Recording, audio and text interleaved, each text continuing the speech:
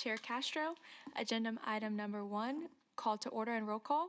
I call the Youth Neighborhood Association Partnership Program to order. Deputy City Clerk, can you do roll call, please? Chair Castro, Here. Vice Chair Camarillo, Here. Member Flank, Member Uteraldi, Member DeVille, excused, Member Cruz, Member Burgess, Here. Member Trevino, Here. Member Lightfoot, Here. Member Lopez de la Torre, Here. Member Moore, Here. Member Jones, Here. Member Hernandez, Here. Member Diaz, Here. and Member Mota, excused. Thank you, Chair. You have a quorum. Agenda item number 2, announcement regarding compliance with open meeting law. Deputy City Clerk, are we in compliance with open meeting law? Yes, Chair, we are. Okay. Moving on to agenda item number 3, public comment. Comment during this portion of the agenda must be limited to matters on the agenda for action. If you wish to be heard, come forward and give your name for the record. The amount of discussion as well as the amount of time any single speaker is allowed may be limited.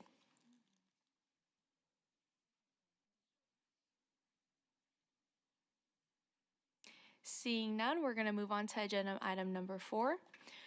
Presentations on the Youth Neighborhood Association Partnership Program applicants submitted by Valley High School, MSTEM, Emergency Management, Ready Prep Go, Community Preparedness Fair, Crown Together Crew, Crown Care, Western Family, Suit Up for Summer, KO Cadence Academy of Arts Middle School, Black Student Union BSU Club, Being a Service to Others, Helping Heroes, Jackets for Joy, John C. Fremont, PDMS Professional Development Middle School Leadership, Community and Recycling Hygiene and Sustainability Initiative, Hearts and Harmony Youth, Hearts and Harmony Cheyenne School Batteries included, Readers Reaching Readers, Mass Liberation Roots of Liberation, The Healing Garden, GEMS, Gifted, Empowered, Motivated Spartans, Shining STEM Gem Futures, Enriching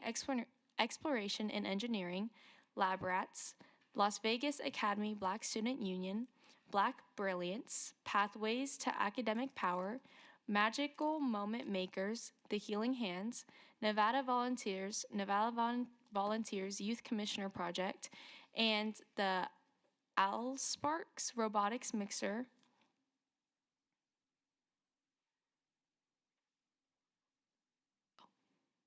No, presenters listed above that do not appear during this meeting may be allowed to present at the December 8th or 11th, 2025 meeting if excused by board at their originally scheduled meeting. Agenda item number 5. Oh.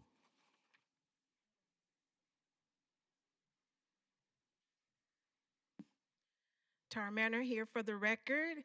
Good evening, everybody, or afternoon, everyone. I'm so glad that everyone is here. We are prepared today to get through our presentations, and we do have our first group here. Our first group that we will see today is Valley High School, MSTEM, Emergency Management, Ready Prep Go, Community Preparedness Fair.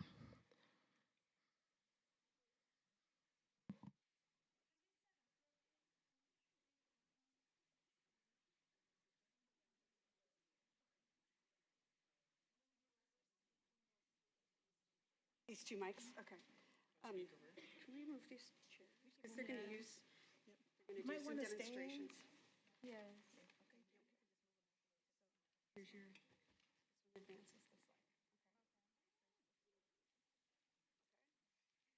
advances the slide.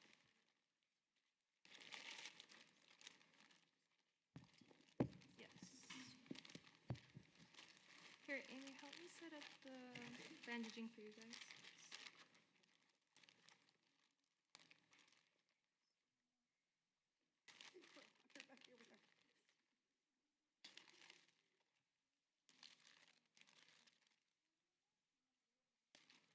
How many gauze would you need? 2? Just like 1 or 2.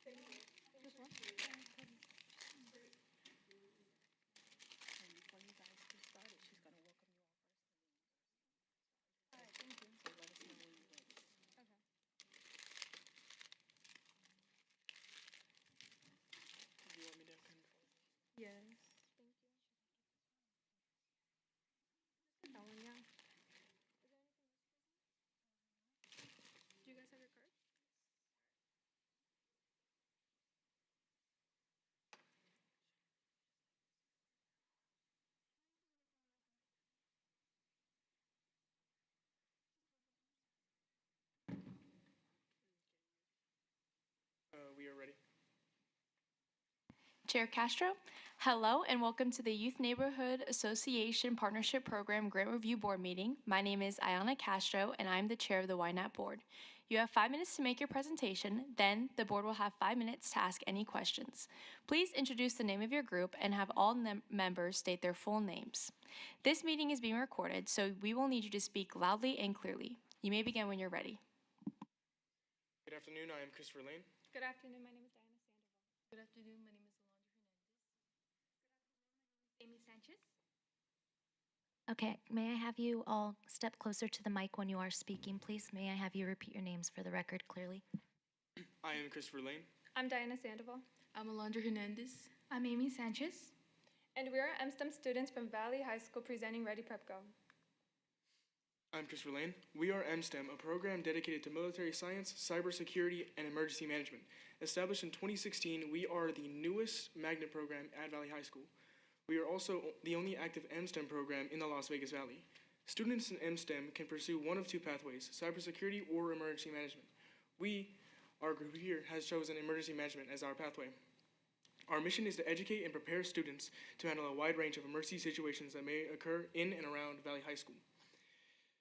In addition to receiving structured classroom instruction and hands-on training with emergency tools, we also get to teach others these skills and assure all students are fully prepared to respond effectively during real-world emergency situations.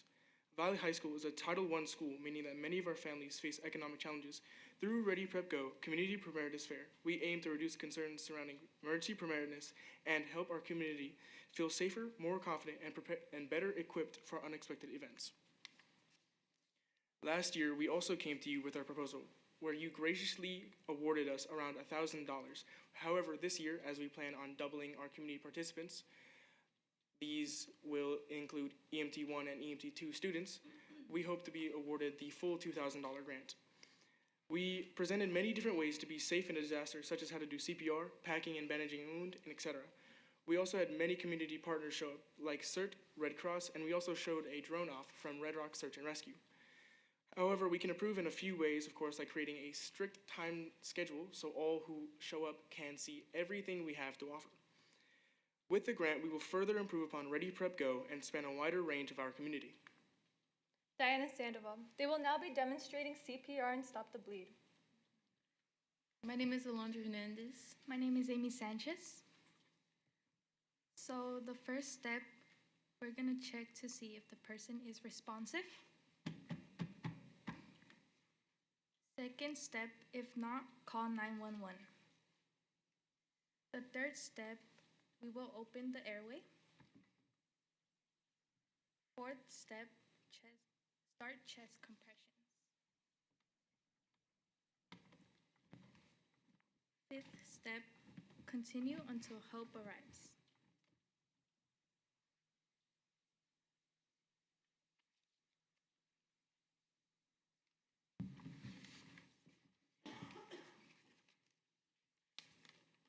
My name is Alondra Hernandez, and the first step to stop the bleeding is locate the bleeding wound.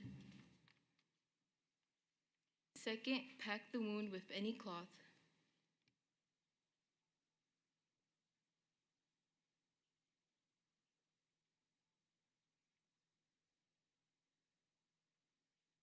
Now wrap the wound tightly.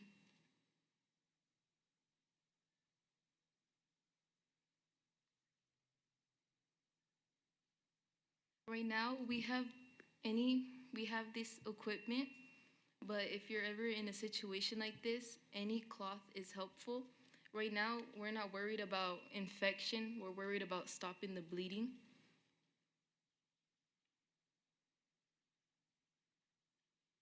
Now apply pressure and continue applying pressure until help arrives.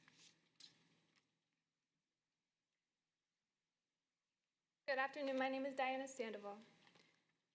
The Youth Neighborhood Association Partnership Program could help and support the essential cost of our first aid and CPR training event. Funding would be used to purchase first aid kits and necessary supplies for participating families. These are the key expenses the grant would cover. Thank you for considering our request. We want to thank you all for your time and consideration. Are there any questions? Chair Castro, thank you for sharing your YNAP project idea with us. At this time, our Grant Review Board may ask follow-up questions. Does anyone have any questions?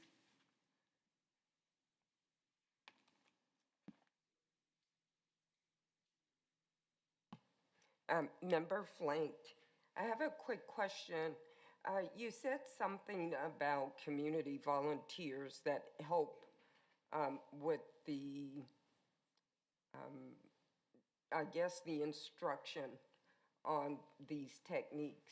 Is Las Vegas Fire and Rescue part of the community partners? Christopher Lane. As we have it set up now, last year they were not part of it, but we are hoping to reach out to them and see if they are willing to come and demonstrate for us. Yeah, that would be good. Thank you. Member Lightfoot, I might have missed it, but will participants in the training, will they be certified CPR after everything's said and done? The people you mean by the people coming to see our presentations?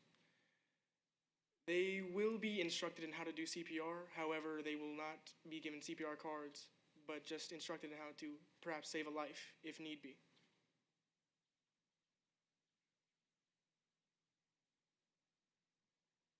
So that, Member Flink here, so that I understand what you're saying, the people that are doing the instructing are certified, right? But Yeah. you won't be giving out certifications for the people that go through the training. Is that correct? Yes, the people who were going to be presenting all the things, they will be 100% certified, of course. Okay. However, we are just going to be showing and semi-demonstrating, so they will not be 100% certified. We also will not have time at the event to give out certifications. Member Diaz speaking. I see here in the description that you will be teaching families how to make preparedness kits. Are you planning on passing any out, or is it just demonstrating how people can make their own? We will be giving out these first aid kits that we are going to use the grant money for, and of course demonstrating how to pack any survival kits one will need if need be. Thank you. Also, lovely presentation. Thank you.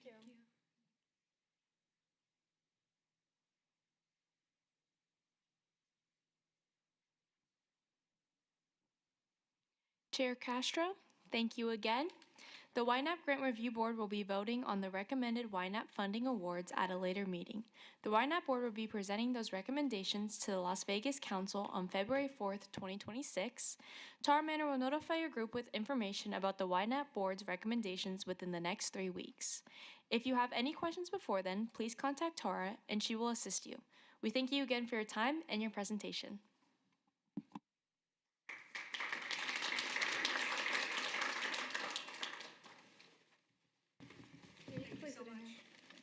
Thank you all. Thank you, guys.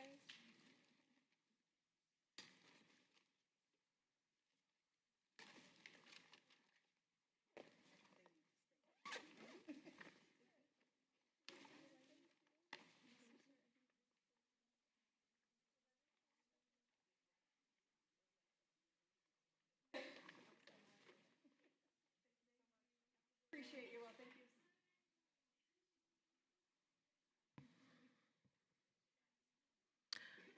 Tara Manor here. Our next group has arrived. Our next group is Crown Together Crew, Crown Care.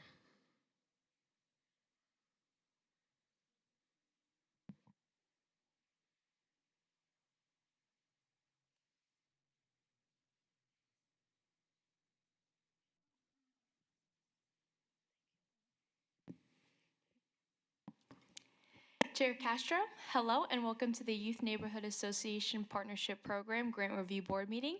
My name is Ayana Castro and I'm the chair of the YNAP board. You have 5 minutes to make your presentation, then the board will have 5 minutes to ask any questions. Please introduce the name of your group and have all members state their full names.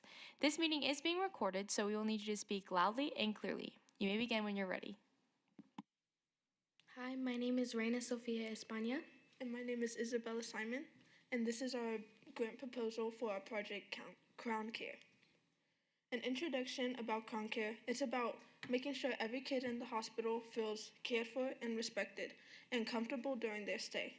Lots of kids and children and teens during the hospital, often a lot of kids with textured and curly hair, don't get the hair care that they need during hospital stays. We would be providing hospitals with specialized hair care packages made specifically for those needs. These kits make sure that these kids who get overlooked feel supported and taken care of while they heal. Hair care is also a big part of self esteem and identity. For kids, especially teens, feeling insecure about their appearance can make a tough hospital stay even worse. When a hospital stay feels long or overwhelming, having their hair cared for can make a real difference in how supported and confident they feel. The problem is that most hospitals don't carry the right tools or products to care for the textured and curly hair. Most hospitals are made for straight hair, which leaves kids and teens with curly, coils, or other unique textures without the proper care they need. For both children and teens, feeling good about their appearance plays a huge role in how they cope with being in hospitals. When their hair isn't cared for properly, it can cause discomfort, frustration, and even the feeling of being overlooked. Providing the right products helps ensure every child feels seen, supported, and comfortable during their stay. Our solution would obviously be to provide specialized hair care packages for these kids and teens. So that way they have the right products and everything they need to make their hospital stay even more comfortable. Each package would include shampoo, conditioner, leave-in conditioner, a water bottle, some clips, a headband, and head covers. Crown Care would make a meaningful difference by helping kids and teens with textured hair feel more comfortable and confident during their hospital stay. A small act of care like this can really boost their self-esteem when they need it most. And it's not just helpful for the kids, it also supports hospitals in being more inclusive and better prepared to care for the diverse communities they serve. So our budget, we have a quote for our clear bags with our label on it to be around $600. And then this year, I'm hoping to make sure we have more to go around the hospital. And if there's any left over, donate it to a homeless shelter or things like that. And I also want to make sure that I'm improving the quality of what's inside the bags every year. And so this is what last year looked like. Yes.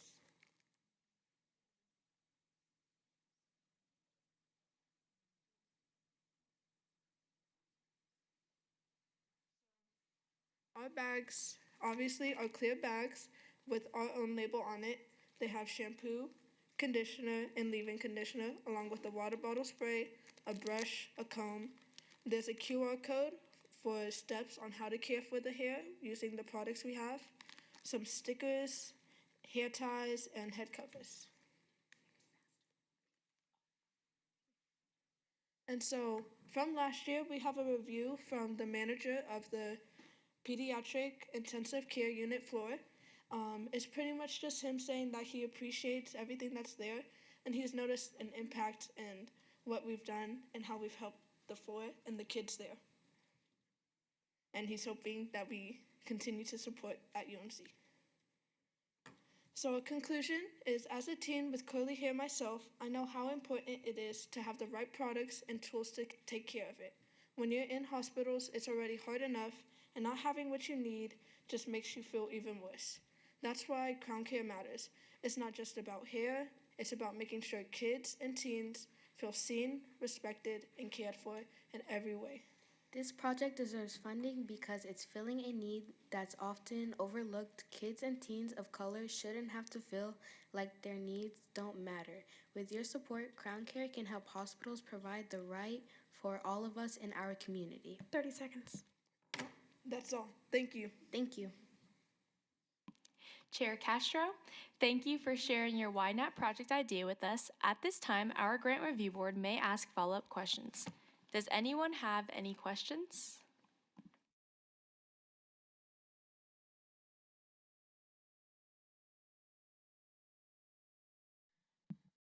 May you please turn on your mic? And turn it on, I'm sorry. Maria Trevino for the record.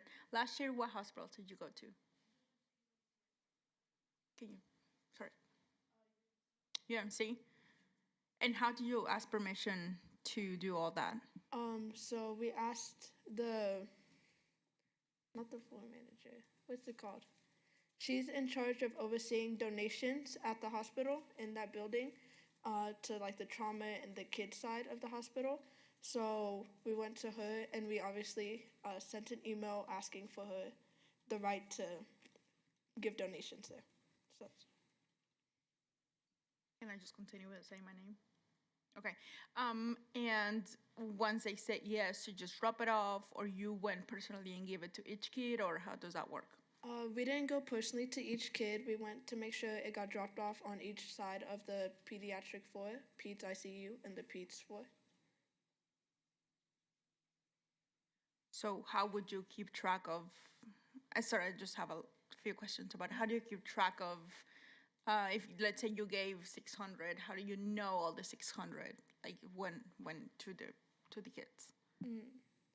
I'm sorry, could you repeat the question again? Yeah, so how do you know if you just drop it off, how did you know that the 600 bags, or as many as you gave last year, were given away and not just thrown, or like? That's a good question. I don't fully know if anything has been thrown away or things like that. My mom works on the Peds ICU floor, so she kind of oversees making sure that kids that she takes care for gets a bag, at least for every kid that she takes care for. So to my knowledge, there hasn't been anything going to waste, but yes. Hi, I'm Member Iturralde. I have a question. I see that you made changes from last year, which is great because it tells me you did get some feedback from the people who used your products, and like you updated and upgraded maybe to something that worked a little bit better. So I love that, and I have a feeling you'll probably come to us again in the future. But to Maria's point, it would be good to collect better feedback and share that, like maybe you guys drop off something and then next week follow up and say, who liked it and how did it go and what else do we need? Because I opened up your whole kit and went through it. It's nice. I like your project. Thank you.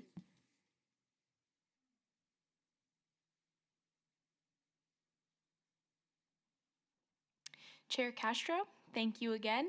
The YNAP Grant Review Board will be voting on the recommended YNAP funding awards at a later meeting.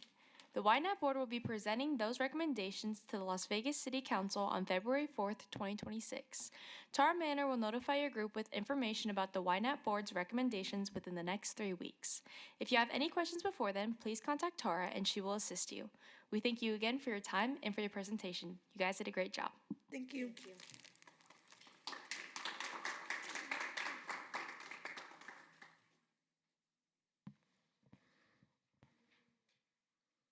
Okay, Tara Manor here. We have our next group. Our next group is Westerman Family, Suit Up for Summer.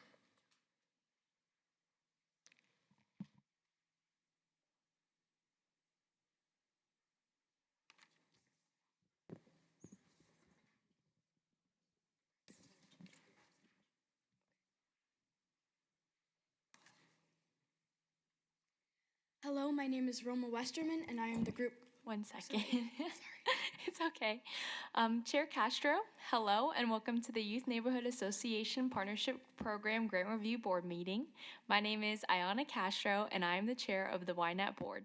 You have 5 minutes to make your presentation, then the board will have 5 minutes to ask any questions. Please introduce the name of your group and have all members state their full names. This meeting is being recorded, so we will need you to speak loudly and clearly. You may begin when you're ready. Hello, my name is Roma Westerman, and this is my sister Nicolina Westerman.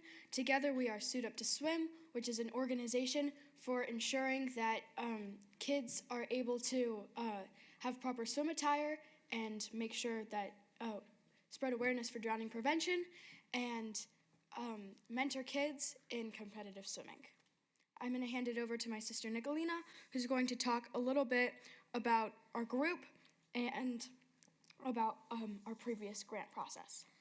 Hello, my name is Nicolina Westerman, And my sister Roma is the youth leader, and I will support her in this job. My mom, Jenica Westerman, is the adult coordinator, and we have volunteers from our swim team, Sandpipers of Nevada, who will be helping us collect suits, sort them, and distribute them at the end. Last year, we got $1,200.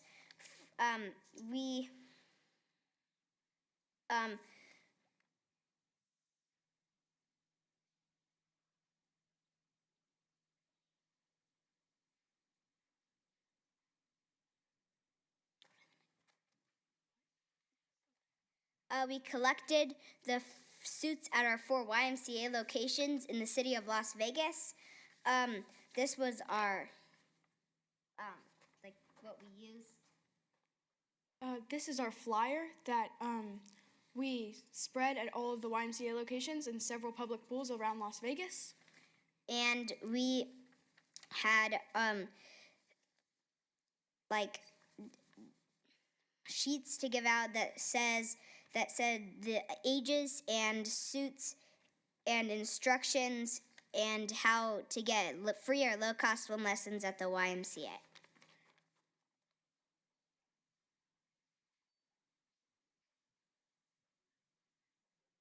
Our first photo here is of us collecting suits at the 4 YMCA locations in the city of Las Vegas.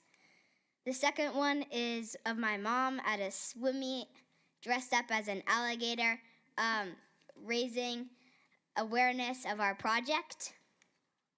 The next picture is of us sorting suits with our volunteers from our swim team, and of us distributing over 300 suits at the YMCA. This last one is of us giving a suit to one of our happy recipients. Okay, now I'm going to talk a little bit about how our project has had an impact on our community and neighborhood. We have received feedback from the head of a municipal pool who said that our project would be welcome there again. Also, the impact of our project was seen in a newspaper article in which they mentioned how a kid who didn't have proper swim attire and who was about to be turned away received a bathing suit from us for free, and they were able to go to their swim lesson at the community pool. So like last year, we are collaborating with the YMCA to set up several collection bins at all of the 4 YMCA locations, and then we will distribute the bathing suits at one of the YMCA locations again. So this year, as a new incentive to our project, members of the volunteer team, which is my sister and I and several of our teammates on Sandpipers of Nevada, we are going to sponsor 2 swimmers participating in the Clark County Swim Program and learning how to swim to go to the YMCA pre-competitive swimming classes and learn what it is like to be a competitive swimmer. 1 minute. Oh, these 2. Sorry. Oh, go ahead. Okay, so these 2 participants are also going to be attending a workshop hosted by my sister and I, who will, and they're gonna learn from us about how it is to be in a real swim meet, including learning about how to properly warm up for your races, find your heat and lane, and talk to our coaches. So our project will impact the community by allowing youth to swim without having to buy proper attire or having the money to participate in swim classes. And we will help, so the confidence that they gain from learning how to swim, we will bring to an even higher level by helping them to participate in swim programs. So the total of hours pledged is 29 hours, but we are completely willing to give more if necessary. We are allotting 4 hours for the development of online marketing videos to spread awareness from our project, and another main chunk of our time is... And your guys' time is up. Chair Castro again, thank you for sharing your YNAP project idea with us. At this time, our Grant Review Board may ask follow-up questions. Does anyone have any questions? Member Lightfoot, thank you both. You did great. I wanted to know, I see on the expense sheet it says entry to swim meets. Are those the two that you're sponsoring? Is that the two that will be spent on? Correct. So as part of the YMCA pre-competitive swim program is attendance to pre-competitive swim meets, and so we will be hosting them there. Okay, awesome. And then I wanted to know about, how do you go about buying the sizes? Do you just buy just a slew of sizes, or do you have some that are recommended from the YMCA's? So we did this project last year, and so we found that a certain number, like toddler suits, are especially in high demand. So we will be buying extra of those this year. For extra sizes that we weren't able to distribute at the event at the YMCA, we give to the municipal, to several pools around Las Vegas, so that if a child comes there without proper swim attire, they can be given that and able to swim. Awesome, thank you. Yes. Vice Chair Camarillo, sorry, I kind of cut you off there on accident. Surprised you. Is it okay if we give her like another 20 seconds to just finish what she was saying? Can we do that? Just to make up for the time I lost with them?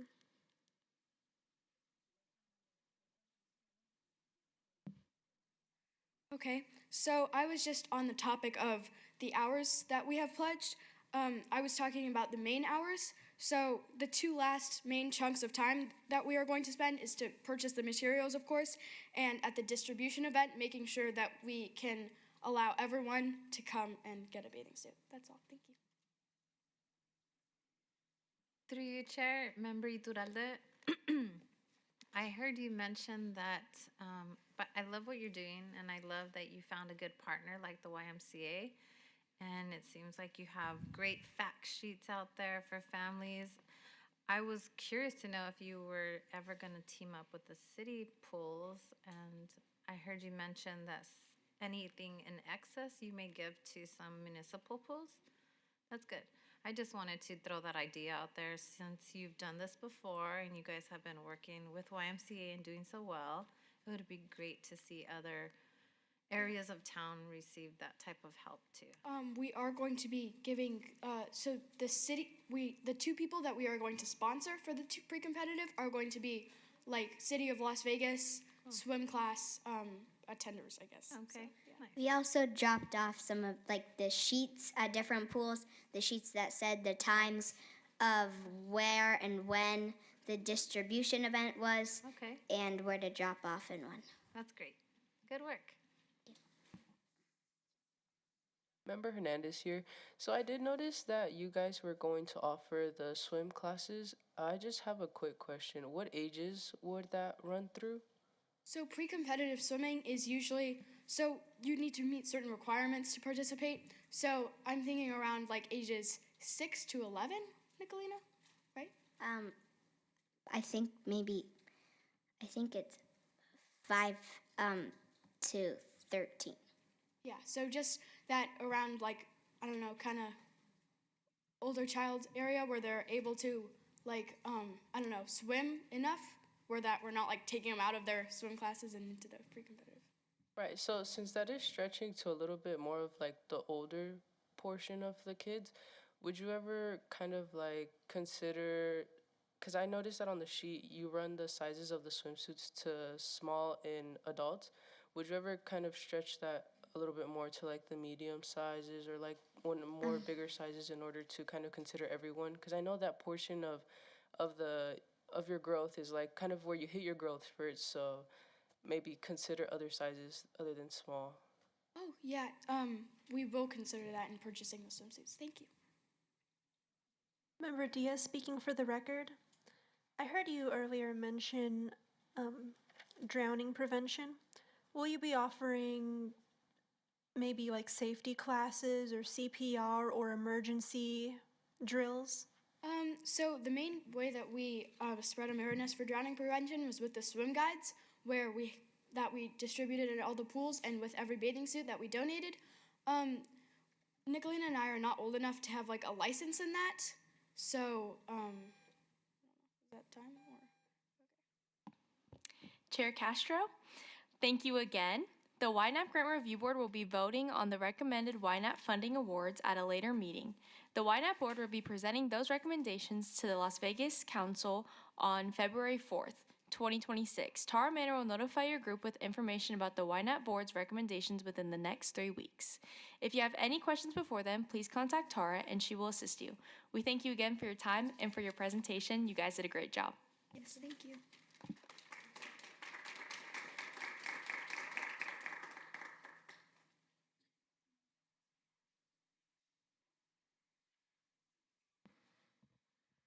Okay, Tara Manor here. Our next group has arrived. We have K.O. Knutson Academy of the Arts, Middle School, Black Student Union, being a service to others.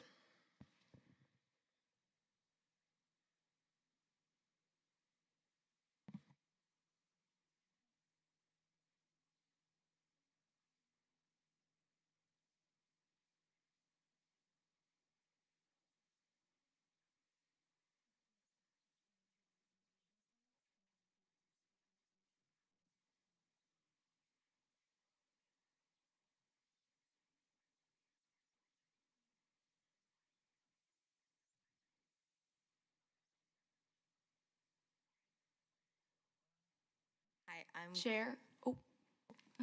Chair Castro, hello and welcome to the Youth Neighborhood Association Partnership Program Grant Review Board meeting. My name is Ayana Castro and I'm the chair of the YNAP Board. You have 5 minutes to make your presentation, then the board will have 5 minutes to ask any questions. Please introduce the name of your group and have all members state their full names. This meeting is being recorded, so we will need you to speak loudly and clearly. You may begin when you're ready.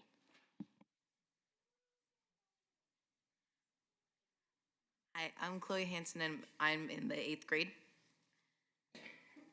Hi, I'm Daniela Rivas and I'm in the 8th grade. Hi, I'm Jaylene Lazat and I'm in the 6th grade. Hi, my name is Avarisul Jones and I'm in the 7th grade. Hi, my name is Catalea Roberts and I'm in the 6th grade.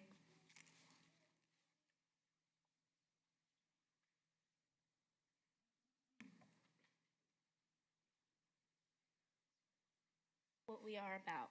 Leading now. Why we don't need to wait until we are adults to make a difference in our neighborhood. Safe families. Our special project to help moms and kids who are going through tough times at home. We are BSU from the K.O. Knutson Academy of the Arts. Hi, we are the leaders of the Black Student Union. We started this club because we wanted a space where we could be ourselves, but also where we could do something real. Our goal is to show that young people are leaders, creators, and problem solvers, not just adults could do that. Our spirit, we believe in umoja, which is in Somali means unity, which is also the principle of Kwanzaa, and helping our community rise together.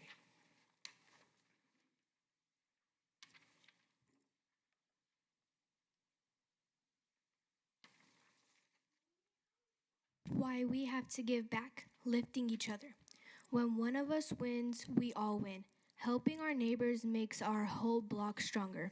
Using our voice. People listen when young people speak up about what's right. We have power. It feels good.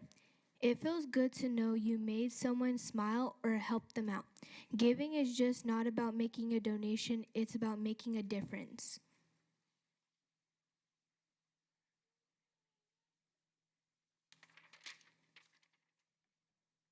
Big sibling energy.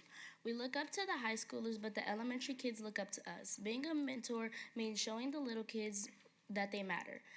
Helping with homework at the library, just hanging out and listening, being friends when things are scary at home. For there is light only if we're brave enough to see it.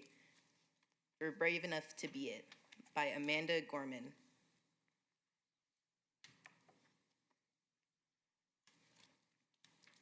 having a space. We learned that some kids in our school don't want to go home because people are fighting or hurting each other there. Domestic violence hurt moms, but it scares kids too. We want our BSU club to be a place of love. We want to help the moms who are brave enough to leave and find a safe space. How domestic violence affects our friends.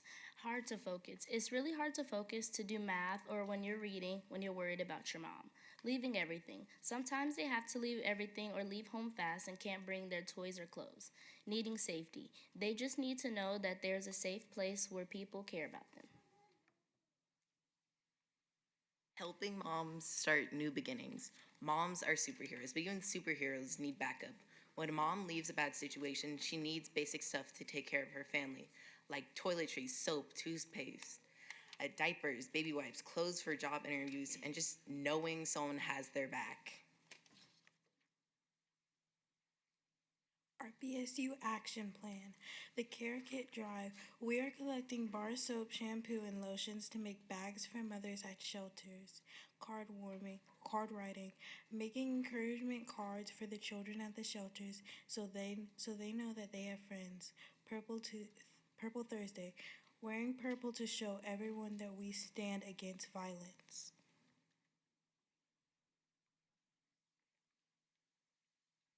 Our budget, itemized list. Winter lace set hats, gloves, neck warmers, and socks, 96 pack, $199. 288 piece set homeless care package supplies bulk, $119.99. 288 piece 24 set homeless care package bulk, $119.99. Bulk case of 12 backpacks, 12 winter sets, 12 hygiene kits clothing for emergency homeless charity. 30 seconds. $151.99. Bulk case 12 backpacks, 12 winter item sets, hygiene kits and clothing for emergencies, homeless charity, $151.99. 12 backpacks, 12 winter items, 12 hygiene kits, clothing for emergencies, homeless and charity, $151.99. 12 backpacks, 12 winter items, 12 hygiene sets, hygiene kits and clothing for emergency, homeless, charity, $151.99. Chair Castro, thank you for sharing your Why Not project idea with us. At this time, our grant review board may ask follow-up questions. Does anyone have any questions? Hi, Member Trevino for the record. So I cannot completely understand what your project is. If one of you can just explain your plan, what this is, and kind of like not about the prices, just like what your plan is and what you're gonna do exactly. So basically what we're doing is we're asking for this so we can help like people who are women who have gone through domestic violence or mothers who are victims of domestic violence who are in need of stuff and like just stuff for their kids to help them and for them to be more have more help. And we're trying to get money so we can help these people in need, these mothers and people who were victims of domestic violence. Okay, that's cool. So what's the plan? Where are you getting these mothers, or it could be dads as well, just so you guys know. What is your plan to find these people that need help? How many, is it a bag that people are getting? Can you elaborate a little bit more? Yeah, please? so basically what we were gonna do is we were gonna get like these kits or like these bags. We were thinking of helping around 100 people. So they would each all get like packs of what like essential needs, like hygiene products and just clothes and all that kind of stuff. Yes, we plan to hand them out at a women's and children's homeless shelter. Member Diaz speaking for the record. Will there be more volunteers, and if so, what will their task be? Yes, there will be more volunteers. Their task will be just handing out stuff, helping them, and whatsoever. Member Diaz again. Will they be organizing the kits to pass out? Yes. Member Lopez de la Torre. So question, it says on here that you guys are going to be dropping them off at the West Care campus. Do you guys have a list of maybe they've reached out to you and said what's needed or for how many people or anything like that, like a distribution list of some sort? No.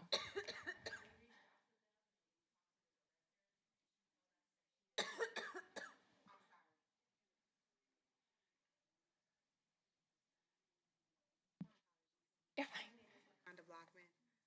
I'm the advisor for our KO Canoesians BASU club, and we reached out to West Care. I was able to speak with the director, and she shared that she will be reaching back out to me, but she hasn't. I did send the consent form to her. She asked what we were about, and so I told her that once we finish our presentation, we'll be willing to share with her. And so, yeah, I still haven't heard back from the director. Okay, thank you. Member Hernandez here. So I'm noticing that here on your budget you have an overall total of $1,200 estimately. On here on your application though, you did request $2,000. What would that extra money that you're receiving? What would that go for?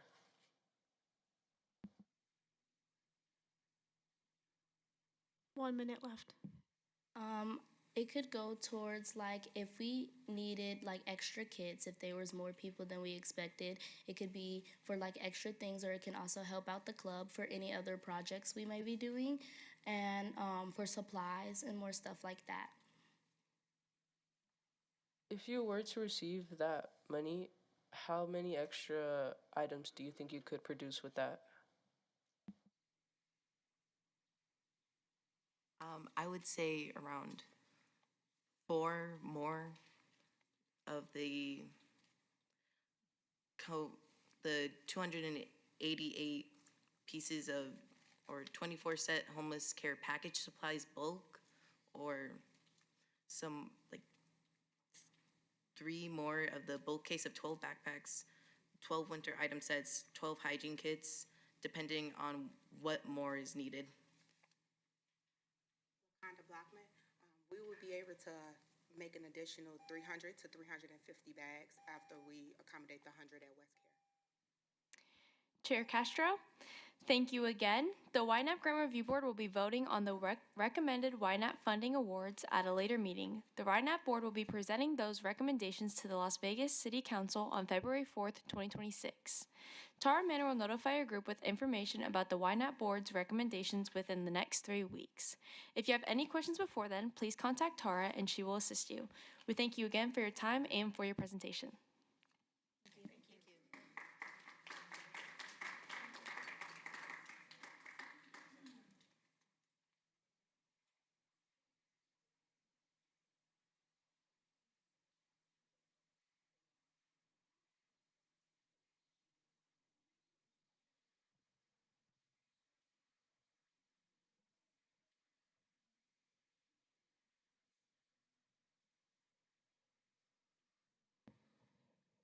Okay.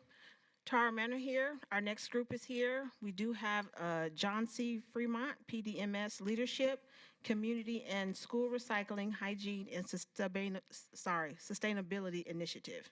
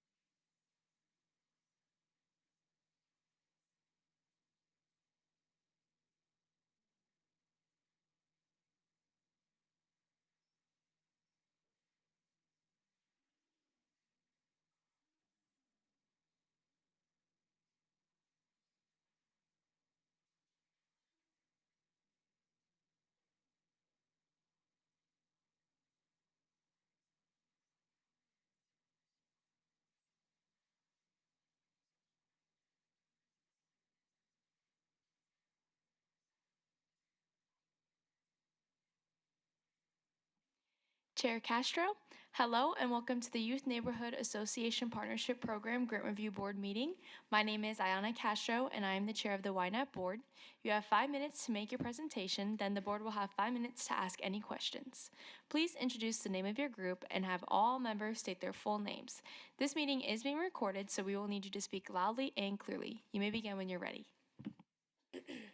Hello, it is nice to see everyone. Welcome to our presentation titled School and Community Recycling, Hygiene, and Sustainability Initiative. As well, this is our first time applying for the grant. So good morning, good evening everyone. My name is Juliana Velasquez. I'm an 8th grade student at Fremont PDMS. I'm also a vice president of our leadership elective at our school.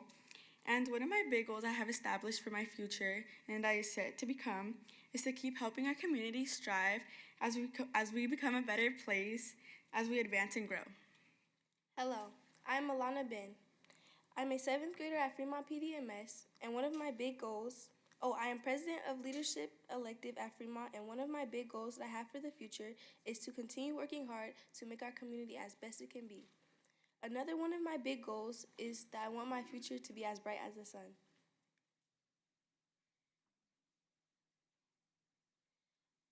Why do we care?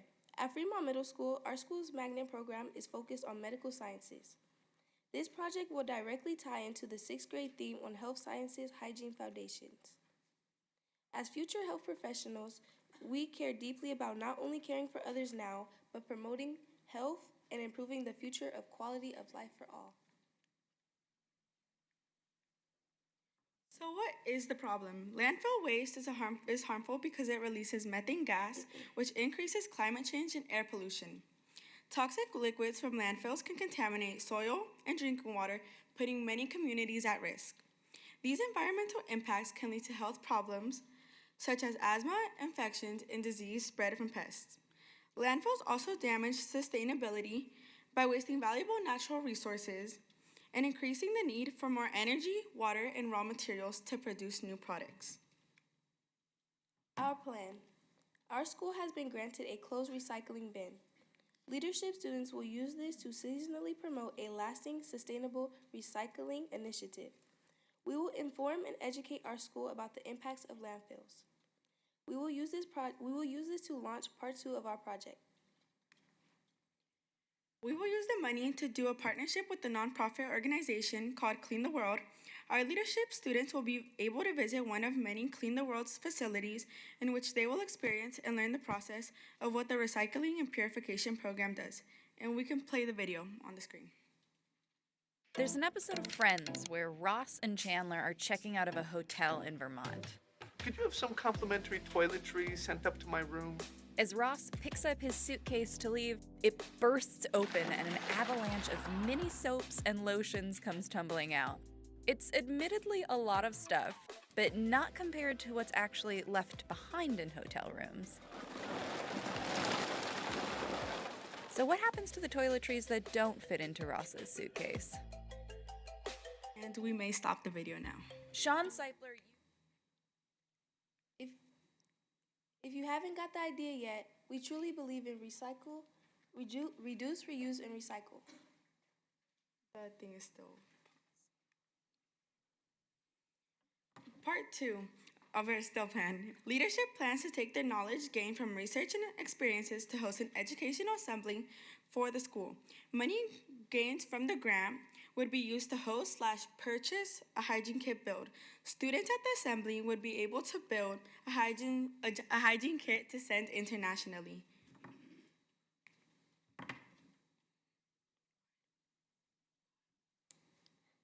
We truly believe in reduce, reuse, recycle. How will we impact the community? The community will benefit from this in several ways. Our hope is to reduce landfill waste by promoting recycling and repurposing materials. While doing so, we will increase awareness and knowledge regarding sustainability. 50 seconds. We will dedicate our hours to the following activities. Please see the hours on the slide.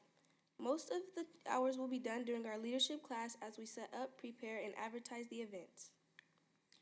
How will the money be used? To create recycled and sustainable hygiene kits And within partnership of the nonprofit organization Clean the World, this nonprofit purifies and redistributes soaps and hygiene materials worldwide as they host the kit making events. We estimate the price to be $4 per kit based on research, and if we get the $2,000, that means we can build about 500 kits. Our timeline will begin in February with the winter clothing donation drive. Leadership meets every other day to make posters, create PSAs, and give school updates. Chair Castro, thank you for sharing your Why Not project idea with us. At this time, our grant review board may ask follow-up questions. Does anyone have any questions? Member Moore here. So if I heard correctly, you guys are going to be making the kits at your assembly with all the kids in your school, right? Yes, we're gonna hold an assembly, so each student will be able to make how many ever hygiene kits, and whatever is left, our leadership team of our elective at our school will be able to do the rest of whatever is left. Okay, and then I didn't quite catch where you guys will be sending those kits. Those kits will be sent internationally. They won't just be sent into our community. It will be sent worldwide, wherever they may be needed. Member Moore again. I have a suggestion just because this grant is for promoting our city. If you would consider sending it in various parts of our city because that is like our main emphasis. Thank you. Member Jones here. I have a question for you. For the kits that you will be sending out, are you going to include like a little pamphlet or something about spreading awareness on your mission to recycle more? Yes, we will. Okay, thank you. You're welcome. I have a quick question, Member Iturralde. Is the clothing donations for normal, like youth clothes, or do you wear uniforms? Was that like a uniform thing? So we don't really wear uniforms. Each student just comes with their regular clothes, and whatever they probably won't use, they can donate it to the recycling bin. In which, once we get to a certain amount of pounds, or they just come replace it, and then we'll get a brand new bin once again. Very good. Nice to have you. Thank you.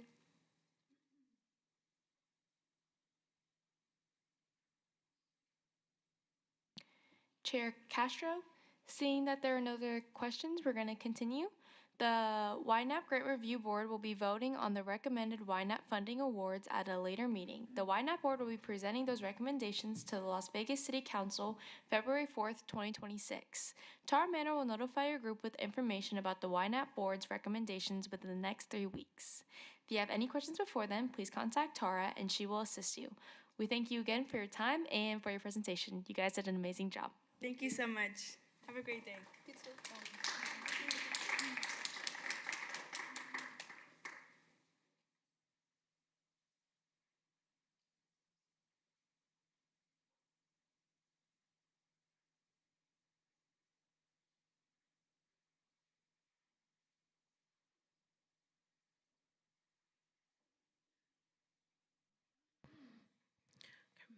Tara Manor here. Our next group is here. We have the Cheyenne High School Batteries Included Readers Reaching Readers.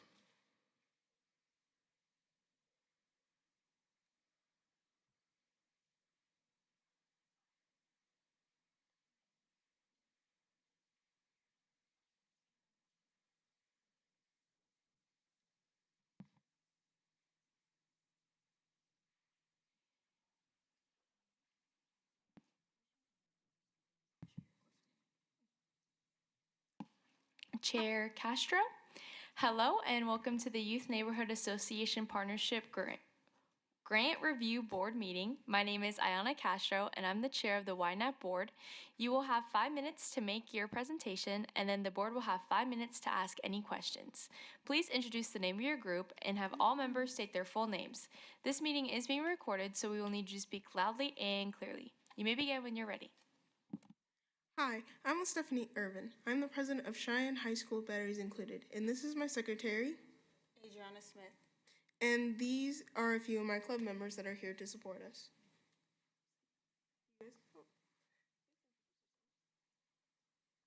I'm Isabella Grant. I'm Angela Jano. And we are here to talk about our project called Readers Reaching Readers. As high schoolers, we often, as high school students, we plan to mentor 100 first graders through reading and hands-on activities, which includes making, designing books, along with building personal bookmarks. And kids will be encouraged to take these books home and read to their families. The community benefits. The community will benefit from this as we promote reading, creativity, and self-expression. This will also make people have more libraries for families, which that it encourages mentorship leadership among us high school students. We will also strengthen the school community, multi-generational relationships by connecting high school students and first graders. The reading level is at an all-time low in Nevada specifically. We have some of the lowest reading levels in the state.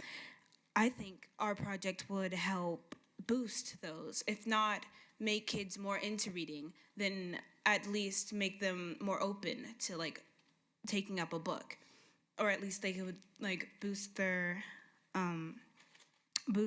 reading level. Okay, we will spread the word through batteries included in our Insta page, and our school has a daily news. We would spread it through there, updates, and through the kids as well. If we show them how reading can be fun and encourage them to tell their classmates, tell their parents, tell their siblings, and do as we lead by example, right? Little kids look up to older kids and adults, so they'll see that we enjoy reading, and then they'll spread it. We plan on expanding this project to different and more schools as we want to enhance the child's experience on reading and hands-on activities, with us reaching out to support the long-term sustaining abilities of this project.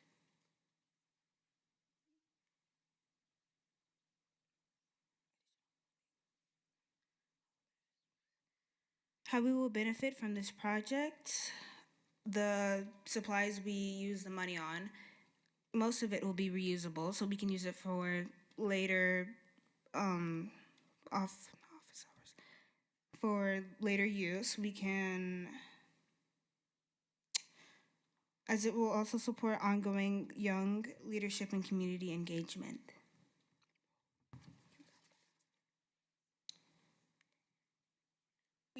We plan on providing 2 books to our kids, one being the book that they made, and the other being the book that we provide throughout the program.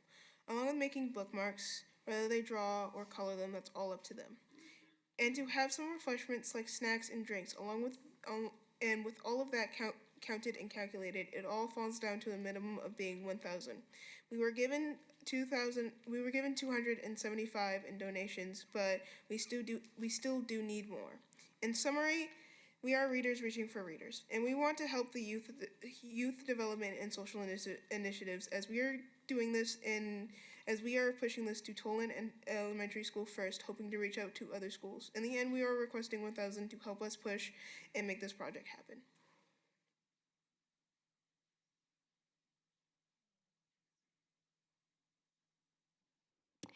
Chair Castro, thank you for sharing your Why Not project idea with us. At this time, our grant review board may ask follow-up questions. Does anyone have any questions? Member Diaz speaking for the record. I heard you mention that children will be able to illustrate their own short stories. Yes. Will they be writing those short stories, or will you give them pre-made short stories that they just draw pictures that correspond with it? It's all up to them. We have white paper that's being given to us by the school, and we are fine with them coloring and all that stuff. It's all up to them. It's their own story. Okay, thank you. Vice Chair Camarillo, if you were to let the students create their own books with the words included, I would recommend having a short lesson on what a book actually contains, including a beginning, a middle, and an end, main characters, and how a main character develops throughout the story.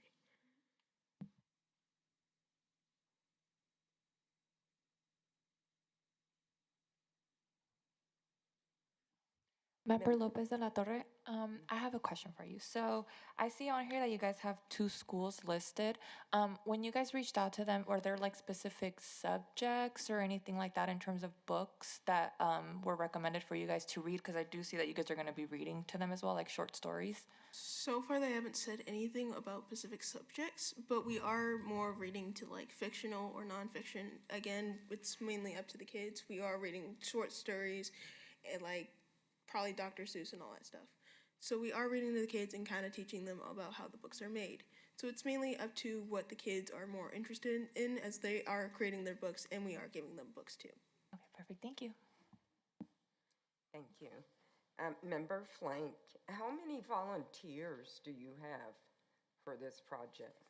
So far, it's just my club, so we about only have 12 volunteers, but we plan on reaching out to the rest of our school to help. I do know student council will probably help us out on this. Okay. And the location for the elementary schools, is that where you intend to actually have this project work? We plan on going to the different schools and doing them there, but we don't have like a specific place. If the school reaches out to us, we plan on going to their classrooms and talking to them. So you haven't established a school or schools that you have agreed to have this project yet? We have two schools that are willing to have us go to their classrooms and do this project in. I'm familiar with the batteries included, so I know that that organization does a lot of good things in different schools. So this would be a good project helping kids with their reading skills for sure. I'm sorry. The school we'll be going to is Toland Elementary School. It's right up there on the slide.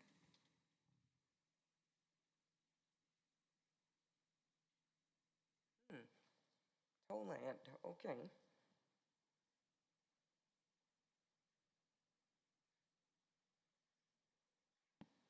How many kids do you think you'll actually engage with? We're hoping for 100, but at least we're hoping for at least 2 full classes. And what grade levels are you looking at? First grades.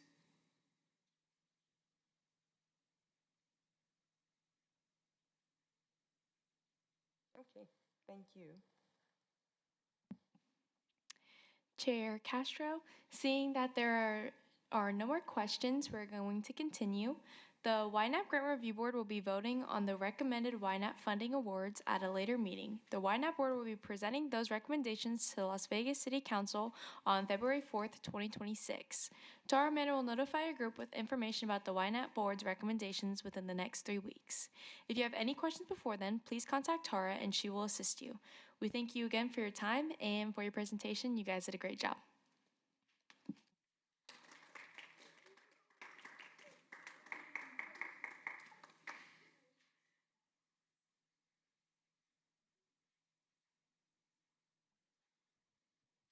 Hi, Tara Manor here. I am going to request a brief pause or recess as we wait for groups to come in.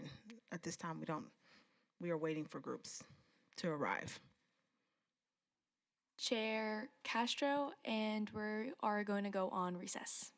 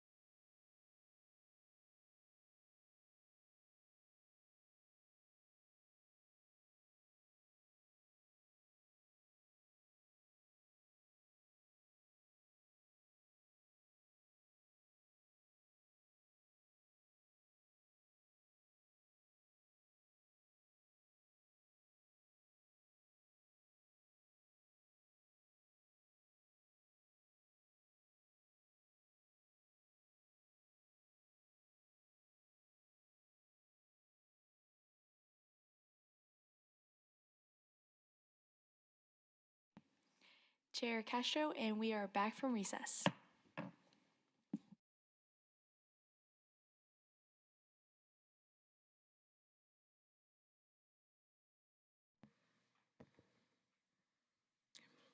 Tara Manor here. The next group that we have is Hearts in Harmony Youth. Hearts in Harmony.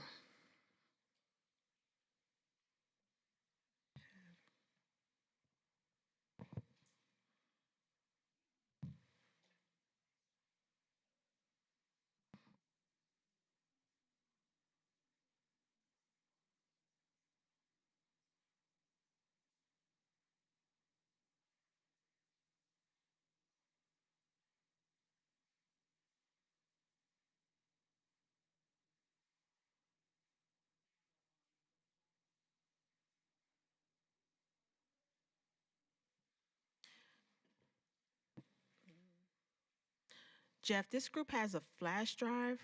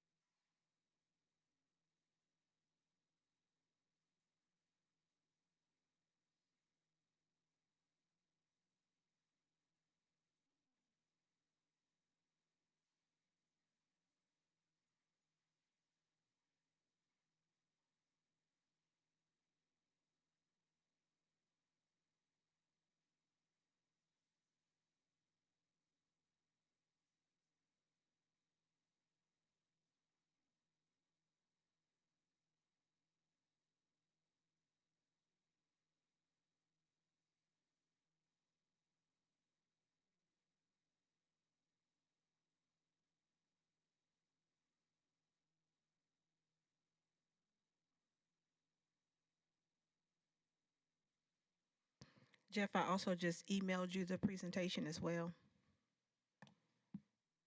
Okie doke. You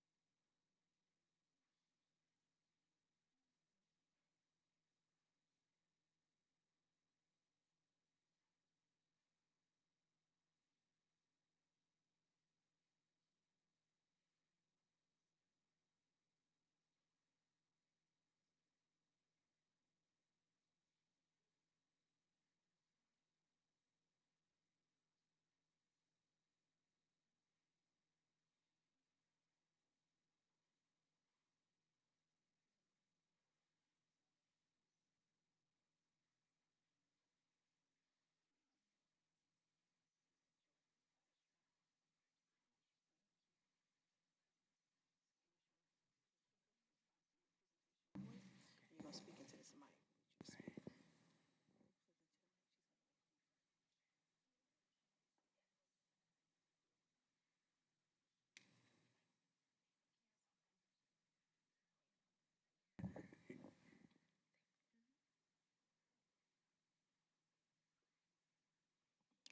Chair Castro.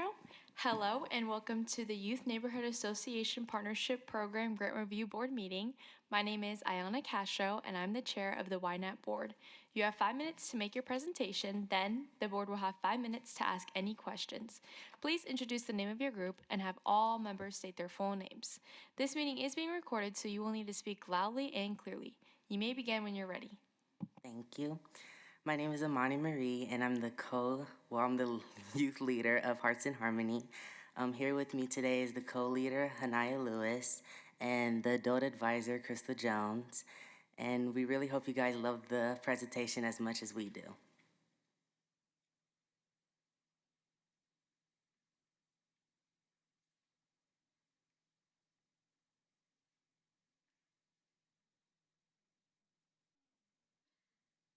For Hearts in Harmony. This is my co-leader, Hanaya Lewis, and our advisor, Crystal Jones. We're excited to share our youth-led project with you today. What is Hearts in Harmony? Hearts in Harmony is a dynamic youth-led podcast and storytelling project that uplifts community voices. Led by passionate young leaders supported by adult advisors, it creates a safe and creative space for expression. This initiative connects youth with their community through powerful conversations and shared stories, inspiring unity and empowerment. Youth led initiative. Our project is fully youth driven. Teens plan, record, and manage every episode. Supported by adult advisors, youth take the lead, encouraging leadership, creativity, and confidence. This model ensures authentic voices and meaningful engagement, empowering young people to shape content that reflects their experiences and aspirations. Podcast and storytelling. We produce a weekly podcast featuring interviews with artists, leaders, and community members. Topics focus on mental health, creativity, and empowerment, offering a platform where all voices matter. This storytelling series cultivates connection through the shared experiences, strengthening community bonds and inspiring listeners. Community engagement. Our project actively involves community residents as guests and storytellers. They share diverse experiences and suggest relevant topics, fostering inclusivity. Live recordings and events invite participation, creating a vibrant space where youth and residents collaborate, celebrate local culture, and build long lasting relationships. Addressing youth needs. Our project responds directly to youth and community members who feel unheard.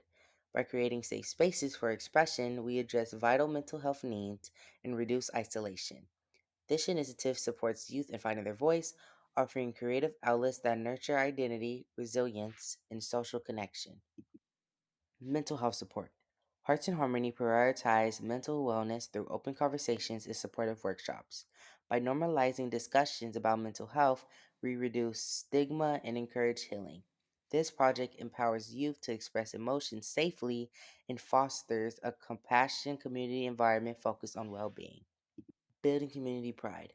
Hearts in Harmony uplifts local voices, celebrating unique stories that foster a strong sense of belonging. By sharing diverse experiences, the project inspires pride and identity and culture among youth and residents. This collective storytelling empowers the community, strengthening connections and creating lasting positive impact through shared creativity and mutual respect. Communication and interviewing. Participants gain essential communication and interviewing skills by engaging in podcast production and community conversations. These practical experiences build confidence in expressing ideas clearly and listening actively. Youth learn how to ask thoughtful questions and tell complaining stories, preparing them for future leadership and personal growth opportunities. Leadership and confidence.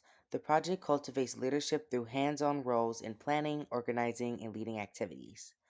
You've developed confidence by taking ownership and navigating challenges. This supports environment encourages young people to harness their strengths and inspire peers, empowering them to become an effective leaders both within and beyond the community. Teamwork and planning. Effective teamwork and strategic planning are core skills taught and practiced throughout the project. Youth collaborate to coordinate podcasts, workshops, and events, learning how to delegate tasks and problem solve as a group. These experiences build a strong foundation for project management and 30 seconds. cooperative success in diverse settings. Budget allocation. The project's $2,000 budget strategically covers critical equipment like microphones, headphones, and audio interference, as well as snacks and youth incentives. Every dollar is invested in tools and resources that ensure quality production and sustained engagement. Transparent and purposeful budgeting maximize impact and supports project goals. Chair Castro, and that is time. Thank you for sharing your Why Not project idea with us. At this time, our Grant Review Board may ask follow-up questions. Does anyone have any questions? Member like. Oh, Sorry. No, you can go, Mer. Okay, Member Trevino for the record.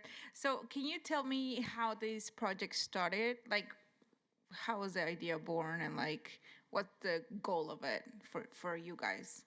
Yes, so this idea first started once I kind of went through mental health, and I wanted to be that person to where they could come to me and like tell me how they feel and like express themselves, because I feel like some adults would just say us youth don't have feelings, but in reality we do. So that's why this Hearts in Harmony, I want youth and teens to kind of come together and finally relate to one another. And it benefits us because it kind of, we all went through it at a point, of course. So it kind of benefits us to know that we're not alone, and they can also know that we're not alone. And it will kind of share our stories, but they're sharing theirs at the same time. Member Lightfoot, where does the recording and the podcasting, where does that all take place? This all takes place at 4201 West Washington. That is located in Las Vegas, Nevada. It's in our conference room, which is at that location. Okay, thank you. You're welcome. Member Iturralde? Oh, Sorry. go ahead. Member Diaz speaking for the record. Other than being interviewees or interviewers, are there other volunteer aspects of this project, such as in production? Yes, it is. There is, let me get my list for you guys real quick so I can actually know.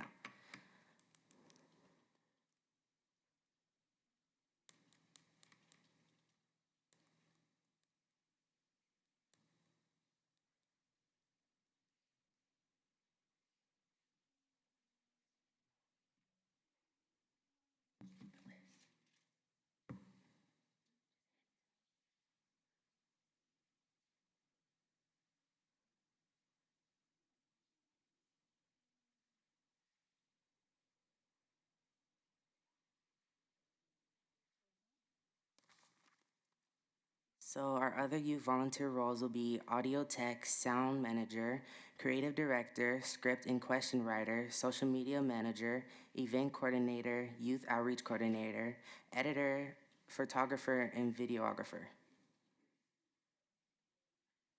I have a question. Yes. To piggyback on Member Lightfoot's question, what is 4201 West Washington, though? It is a child care center that is letting us use their conference room. I see. So the equipment that you want to purchase with the grant will live at that location? Yes. Forever? Yes. Okay. And you're just like a member of that facility? Yes, I am.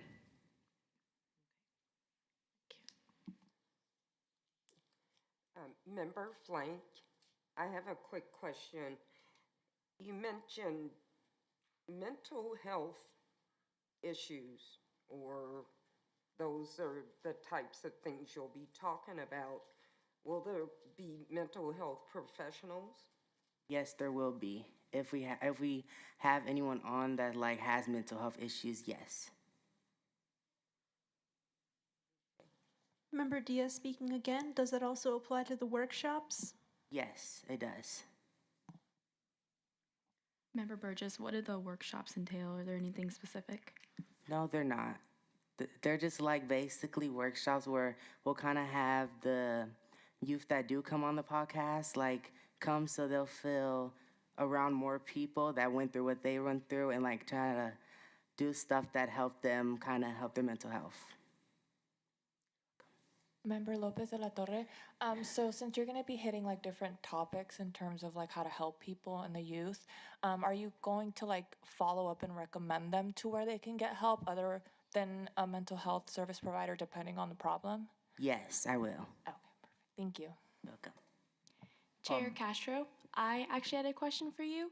I seen that the youth participation incentives is 200. What is that going to be for?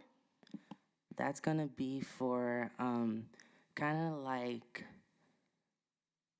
if they need something, like if they're like extras from what we have. So it'll kind of go towards if they like, let's say, ask for like either if we can't pick them up like a Uber, okay, well we have extra, so we could get you one if we can't do pickup. Chair Castro, thank you again. The YNAP Grant Review Board will be voting on the recommended YNAP funding awards at a later meeting. The YNAP Board will be presenting those recommendations to the Las Vegas City Council on February 4th, 2026. Tara Manor will notify a group with information about the YNAP Board's recommendations within the next 3 weeks. If you have any questions before then, please contact Tara and she will assist you. We thank you again for your time and for your presentation. Thank you so much.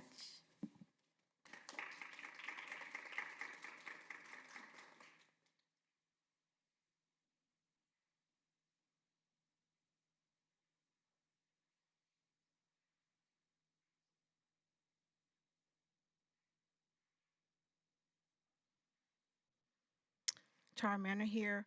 We do have one more group before we break for dinner, but I am waiting for notification that the entire group is here. So if we... I didn't get a notification. Okay. So please welcome Mass Liberation, Roots of Liberation, the Healing Garden Circle.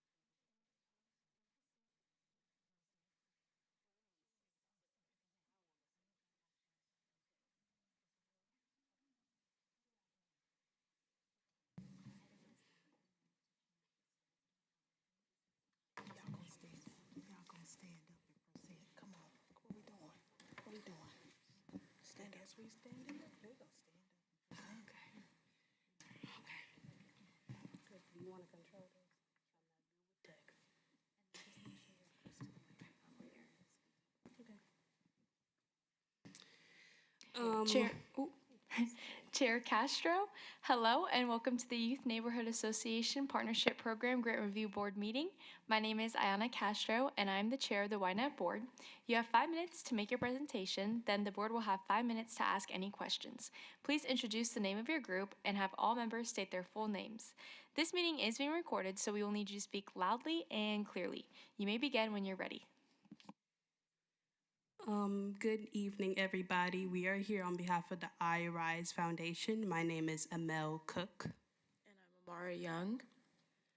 And our group name is Roots and Restoration. And basically, our project is about planting new beginnings and reclaiming our stories. So, sorry, we're going to go to the next one. So, who we are, our organization focuses on grassroots organizing capacity of directly impacted vulnerable populations. So we're targeting those who have been incarcerated, and we basically just want to give them a space where they can come and feel free, feel comfortable. We want to give them different opportunities, like mental health opportunities and things of the sorts to make them feel comfortable just coming back out, because a lot of the times they don't have resources when they come out. So that's what this is about. Our youth team is youth ages 10 to 18, and many of them have been personally impacted either by the justice system, foster care system, mental health challenges, and we all just kind of want to come together because we're all natural leaders, and we want to see change in our communities and how we heal and support each other through certain things. Our funding amount that we're asking for is 900, and we plan to use it for the venue. Our venue is going to be at the Abado Farm. We plan to use it for things like arts and crafts. We want to do journaling, meditation, sound baths, things of the sorts, just again to give them resources and stuff. So we also want to reach out to mental health people in the community, mental wellness and stuff, so they can come and give them resources as well, people that give second chance resources. How did we come up with this idea? Well, just the symbolism of a garden alone with seeds and growing things, it's supposed to like represent new beginnings, reclaiming yourself, new growth. What does spring bring in? New growth, and that's when we plan to have this. And all separate three of these organizations, the iRise Foundation would bring the youth-ledness of this project. MassLib would give the advocacy and the justice and education of just the justice system in general. And then the Bodo Collective would just kind of be the event space. They also specialize in culturally rooted, healing practices and things of that sort. So all three of those together, it basically makes the healing circle, because you have the youth, you have the education and the people who know about it, and then you have the space and the people that can help you grow. Why is this important? A lot of times, people, especially youth who have been impacted by the system, there's a stigma around them. You don't really know them until you really meet them, and I feel like this can give a good opportunity for a transition out of either foster care, the system, and then coming into society, just reclaiming yourself. And it's just a good opportunity for them to speak with one another who can relate to their experiences and just kind of come together as a unity and have a sense of belonging. Some examples would be poems. We did talk about gardening, like seed planting, just journaling, maybe even just like an open circle, just to be honest about each other's experiences and stories. And then spiritual stations, like we said, we want to try out sound baths. That would be something new and therapeutic. So, yeah. And a lot of our activities, we want to be rooted in control, because a lot of the time, those that have been in these systems, they are used to not having control. So a lot of our activities and stuff, we want to be rooted in control. 40 seconds. Why should it be funded? This is a meaning initiative worthwhile. I feel like it is worth funding because it's actually taking the initiative to care for the youth, not just youth who are, a poster child, like just great. People who are perfect need care, but people who are also not perfect need care as well. And I feel like that the aftermath is very important in order to not have them fall into the same loop, because a lot of times if you're previously incarcerated, you may go again, and you want to cut that off. You want them to be able to transition better. Chair Castro, thank you for sharing your Why Not project idea with us. At this time, our grant review board may ask follow-up questions. Does anybody have any questions? Member Lightfoot, I wanted to say first, I think this is a great idea, and I think it's a good idea to partner with the Bodo and the other organizations, especially because they're already in the work. So you guys are, cutting a lot of your efforts off by not having to duplicate efforts, and you can just have them provide some of the stuff that they do. So I think that's a great idea. I wanted to ask, is this going to be a one-day event or like a week-long, or how do you plan on doing that? So it's going to be one day, and we were thinking for it to be like a Sunday or a Saturday, so it's like a relaxation day. Yeah, just like a one-day event. We were thinking to see, depending on how it goes the first time, then that will kind of determine how we go on. Because a lot of people are probably going to want to network. So depending on how, how our first event goes, that kind of dictates how we go on forward. Okay. Well, I would suggest and I'm sure it'll be good, get the Instagram, get all that stuff popping, so that way when you come back next year, you have some, evidence on how well it went, and then push for more days in the future. And then I was gonna say, suggest the West Side Education and Training Center just opened up not too far from from Obodo, and they definitely help with job training and educational resources, and I'm sure that they would love to be there, so that way some of the justice impacted young people have resources to get education. Thank you. Can you say that name one more time for me, please? The West Side Education and Training Center. Thank you. You're welcome.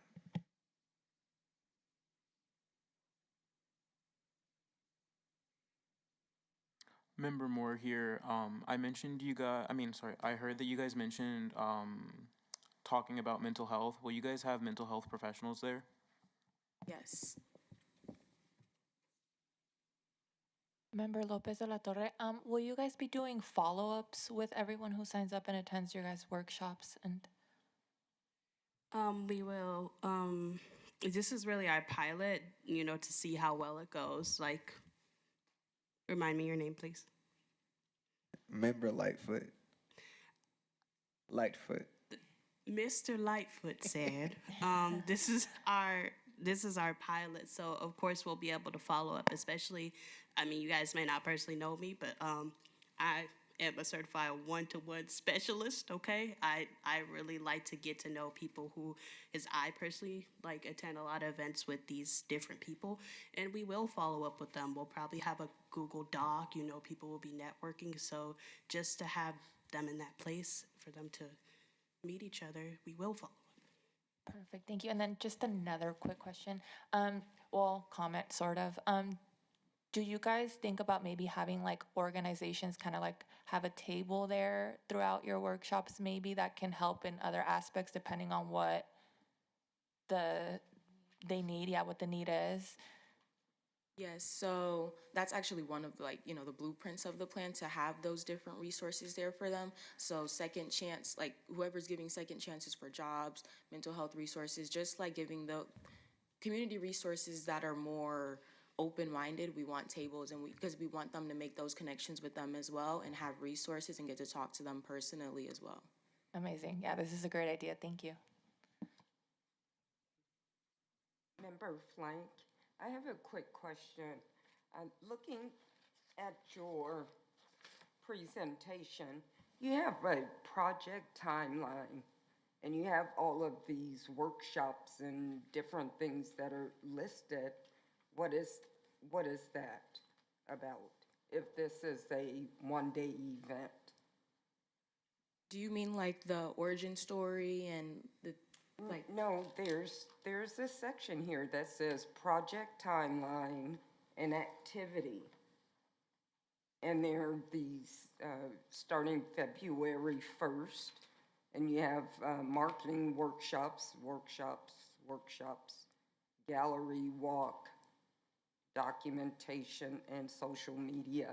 And it goes from February to October. You know what? Our advisor who sent this in, I think she didn't send in the same one that we're looking at right now. But what I do know is, I think, if I'm correct, those are the follow-ups. Those are the workshops after this one-day event that we can do. They can be possibly a monthly thing, quarterly thing. So those are examples. Okay, thank you. Chair Castro, thank you again for your presentation. The YNAP Grant Review Board will be voting on the recommended YNAP funding awards at a later meeting. The YNAP Board will be presenting those recommendations to the Las Vegas City Council February 4th, 2026. Tara Manor will notify your group with information about the YNAP Board's recommendations within the next 3 weeks. If you have any questions before then, please contact Tara and she will assist you. We thank you again for your time and for your presentation. You guys did an amazing job. Thank you.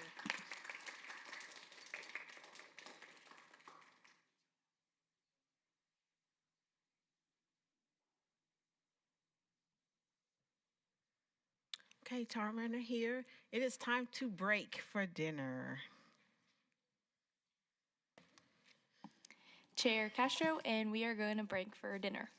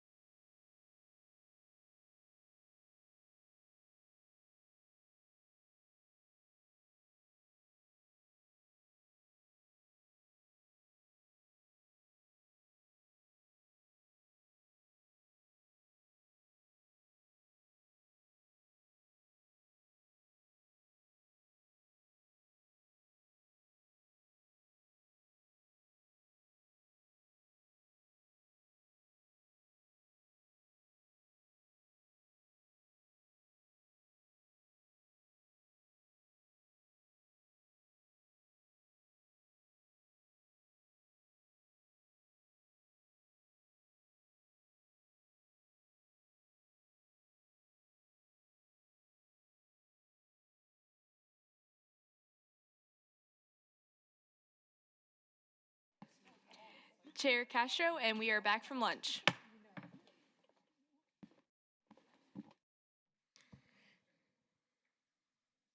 Thank you, Chair Castro. I hope you all enjoyed dinner tonight. You are more than welcome. You are welcome. I'll be sure to tell Julie, our administrative secretary, that you all said thank you. That was her idea. She has planned all our dinners, so I'll make sure I tell her that you all said thank you. So for the record, I wanted to let you all know that GEMS, Gifted, Empowered, Motivated Spartans, Shining STEM Gem Futures, withdrew their application. So they won't be presenting today. They won't be a part of this YNAP grant cycle.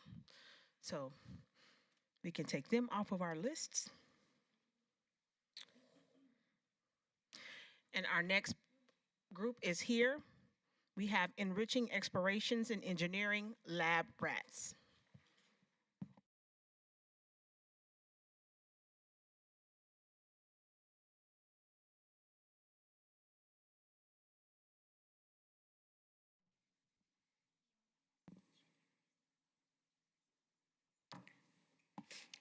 Chair Castro, hello and welcome to the Youth Neighborhood Association Partnership Program Grant Review Board meeting. My name is Ayana Castro and I am the chair of the YNAP board. You have 5 minutes to make your presentation, then the board will have 5 minutes to ask any questions. Please introduce the name of your group and have all members state their full names. This meeting is being recorded, so we will need you to speak loudly and clearly. You may begin when you're ready. Hello, my name is Eliana Glover, and today I will be presenting Women in STEM, #LabRats. Let's get more into who I am. I am a young entrepreneur, and I am also in student council and choir. My advisor is Dr. Linda Johnson McClinton. Let's get into what STEM is. STEM is science, technology, engineering, and mathematics. What inspired you about this movie? Well, I'll tell you what inspired me. What inspired me about this movie is it inspires me to get more in touch with my STEM side because young girls like me can do stuff like this. In the world of STEM, women have broken down many barriers and paved the way for girls in the future generations, for girls like me.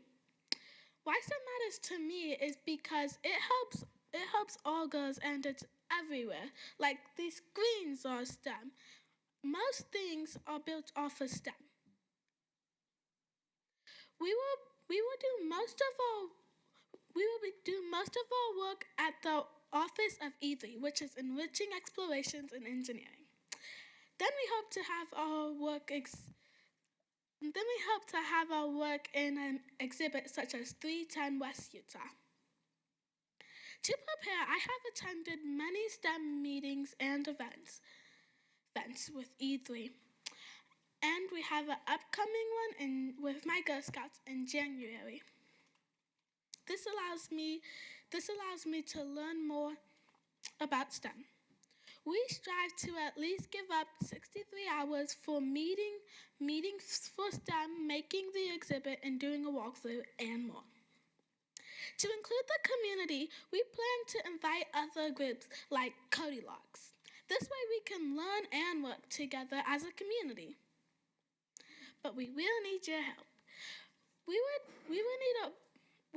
need LED exhibit lighting, electrical cords, display dividers, walls, interactive robots, and more.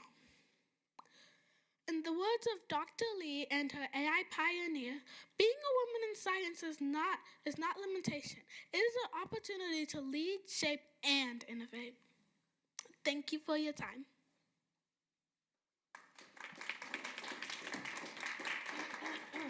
Chair Castro, thank you for sharing your YNAP project idea with us. At this time, our grant review board may ask follow-up questions. Does anybody have any questions? Member Lightfoot, thank you for your presentation. I wanted to ask for a little bit of clarification. What exactly is the event and when will it be taking place? We have upcoming Girl Scout event. It is about STEM and it's in January. I do not know the exact date, but I do know that it's in January, and we're also having one in March. Member Lopez de la Torre, so I see you have allocated hours for volunteers, and it says you have about 5, 5, 5, 8, 8, 8. You're gonna be having professionals or like experts on subjects of these subjects teaching those specific workshops, right? Where do the volunteers come in?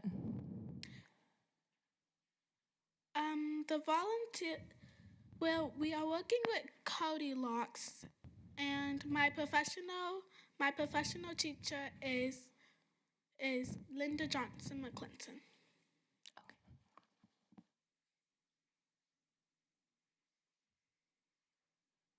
Member Diaz speaking. For the record.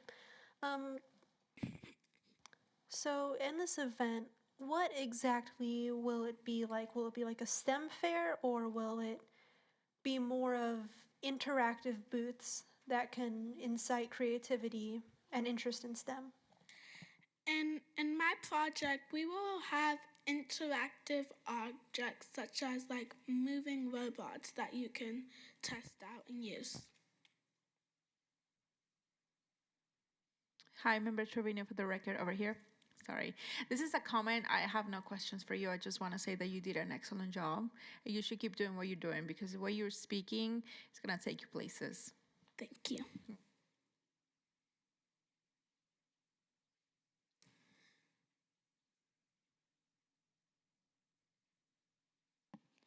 Chair Castro, does anybody have any more questions? Yes, I do. Member Moore here. I just want to know who your audience is and how you plan to reach them. Like, I know you're in Girl Scouts. Is it for your Girl Scouts chapter, or for like who's the audience? It's open to everyone who comes. My mom's school will be coming, Booker. My Girl Scouts will be attending, and yes, most of the stuff I'm a part, and then everyone else who wants to come can come. Member Diaz again, how will this be marketed, or how will the word get out about this? We will be posting on public pages.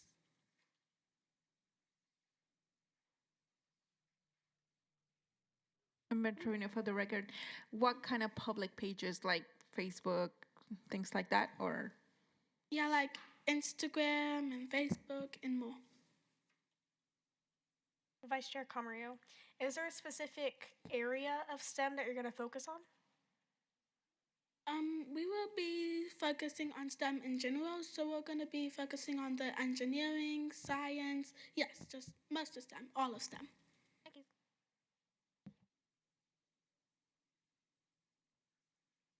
Member Flank over here.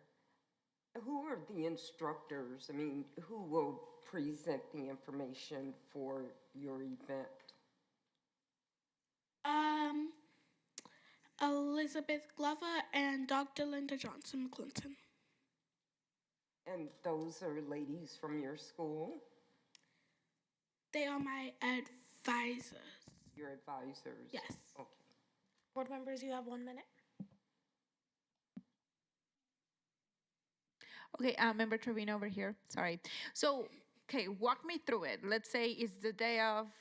Can you just elaborate a little bit on what's gonna happen? How do you see it? Just like the place where it's going to be, things like that.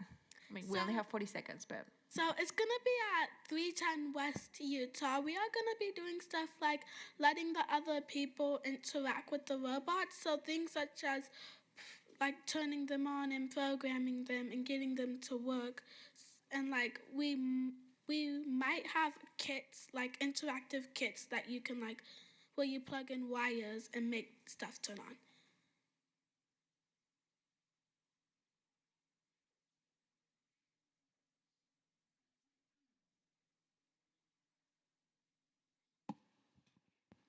Chair Castro, thank you again.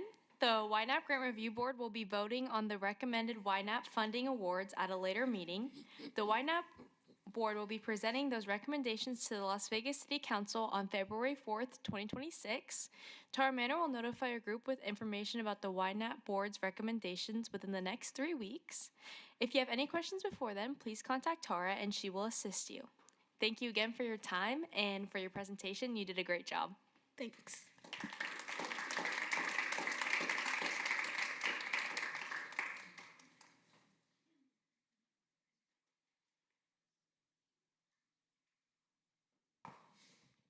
Okay, Tara Manor here.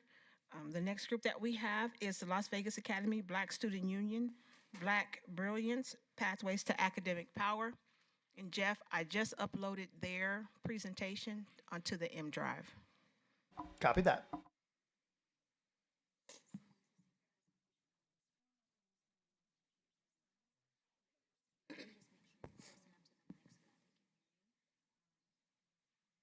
GEMS. The group that withdrew their application was GEMS, Gifted, Empowered, Motivated Spartans, Shining STEM Gem Futures.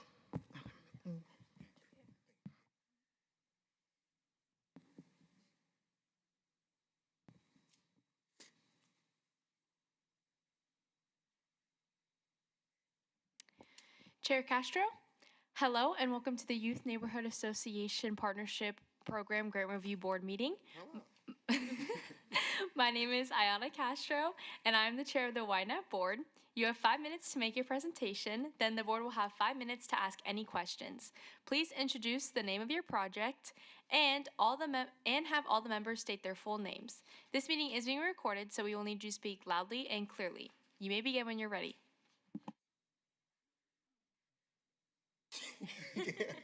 Hello, my name is Jada Knox. I'm the Las Vegas Academy Black Student Union President. Hello, I am Damari Curtis Johnson. I am the Black Student Union Vice President.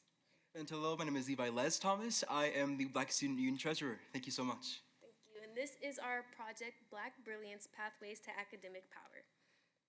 So at Las Vegas Academy of the Arts, we have less than 200 Black students at our campus in our school.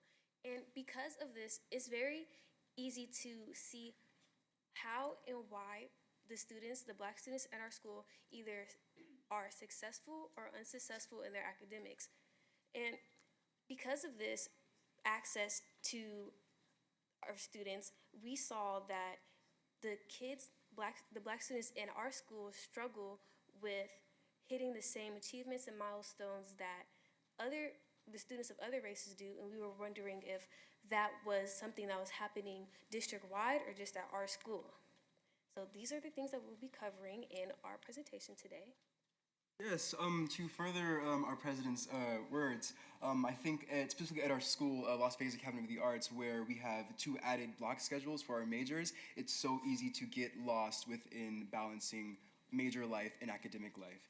And so in many cases, Black students have to willingly settle for bare minimum in academics. So there are many instances where Black students get placed in lower level classes or less rigorous and less rewarding classes because they lack confidence in their ability to succeed. This is evident according to the Nevada Department of Education and statistics that we gathered. So the graduation rate for Black students in 2023 decreased from 0.7% to 69.8%. The graduation rate for Hispanic/Latino students increased by 0.3% to 80.3%. The graduation rate for white students increased by 0.6% to 86.2%. That is over 10% lower than the other CCSD student groups. So our problem is our Black students in CCSD are struggling in school academically, leading to Black students graduating at a lower rate than other races. The questions that we want to answer are: what is preventing Black students from graduating from high school? Why are Black students struggling so much in school? Why are Black students not receiving the same academic help as others? And what can the community do to encourage and support these students in becoming extraordinary scholars? One of the primary purposes of a BSU is to support and make changes that will uplift the Black students on campus, strengthening and preparing the minds of future Black leaders and scholars, among the many reasons of supporting Black student unions. So why is this happening? Why are Black students not graduating? One of the reasons we suspected is because Black students have less access to mental health support. So when a student is sad, they tend to struggle and do less well in school. Two, there isn't enough Black role models in the campuses because at our school we do not have many Black teachers or any people of color teachers at all. Three, Black students are not getting the same medical help as other students regarding academics. And four, Black students do not receive the same educational support like tutoring or just services of that nature. So, yeah. So our goal is to prevent incoming high school students from falling into the cycle of academic disengagement. Our solution is to intervene and prevent incoming high schoolers like 8th graders from developing a negative perception about school and providing guidance and first-hand stories about how being successful in school benefit them. All right, and our project components, what will we do? We want to host a workshop for Black 8th grade students. Our budget will be approximately $2,000, and this will help support snacks for visiting students, supplies for the instructor workshops, decorations, the Bridge to Brilliance merchandise, as in shirts and stickers, and the academic empowerment kits, which include a lot of stuff like backpacks and chopsticks and hand sanitizers. So the activities that the workshop will include is to providing academic empowerment kits that will include the backpacks, the folders, motivational cards, everything that we think incoming high school students will need to be successful in school. Secondly, the workshop will include sessions that have lessons on time management, goal setting, and responsibility. 30 seconds. Thank you. To encourage the kids to do well throughout their high school career. And lastly, we will invite Black professionals and recently graduated college students to share their stories and journeys of how being successful in school set them up to having on their journey and just how that benefited them in life. And this is how we will use our volunteer hours and all the ways we'll do that. So thank you. Thank you. Thank you. Chair Castro, thank you for sharing your Why Not project idea with us. At this time, our grant review board may ask follow-up questions. Does anybody have any questions? Member Lopez de la Torre, so you guys are going to be touching on all of the schools within Vegas, or is it just targeting your students within your school? Our project will be targeting all the Black middle schoolers specifically in Las Vegas because we want to set them up to be successful in an establishment like ours or just any other schools in Las Vegas that aren't as diverse as where they could be coming from. So that is what our project will be hoping for this audience. And where are you guys, where is your location going to be at? It will be at our school, Las Vegas Academy of the Arts, which is just down the street on 7th Street. Thank you. And Member Lightfoot, I have a few questions, but to go off of the question that was just asked, how will you contact the middle schools? Our school has a lot of connections to middle schools. We're an art school, so we do pull from schools like KO and Lead and other schools around the district. And so we're hoping to pull from those schools as well. And also kids like to talk, kids like to invite, to the new fun things going on. So we're hoping to just pull from there. Okay. And then when you guys are having the event, you said that you'll be providing the success kits, and you listed backpacks and different various items. What info gathering did you do? Did you guys do like a focus group on what you feel would be best to provide the students, or did you give like a survey and allow them to let you know what they need? We kind of did discuss within ourselves on what we thought we would have liked to have while we were progressing through our high school life. Mm-hmm. So we kind of, just took from our personal experience, I would have wished I had more pencils or someone to help me with where I could go to get more math tutoring if that the school doesn't provide, Okay, that's perfectly fine. I just wanted to know. I was curious. And then I want to suggest,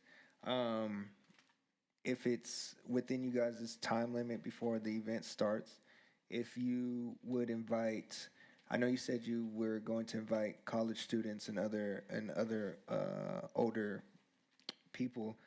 If maybe you can go to like a senior center or something to have them possibly partner with some of the incoming ninth graders just so that they can have one wisdom mentoring but also just a support, because I know that sometimes when kids are going through high school, like you said, if they don't feel supported or if they're going through something emotional, they usually close in. But if they have a guidance or a partner or somebody who has been through it who can provide wisdom, that might help with some of the statistics possibly moving the needle in the right way.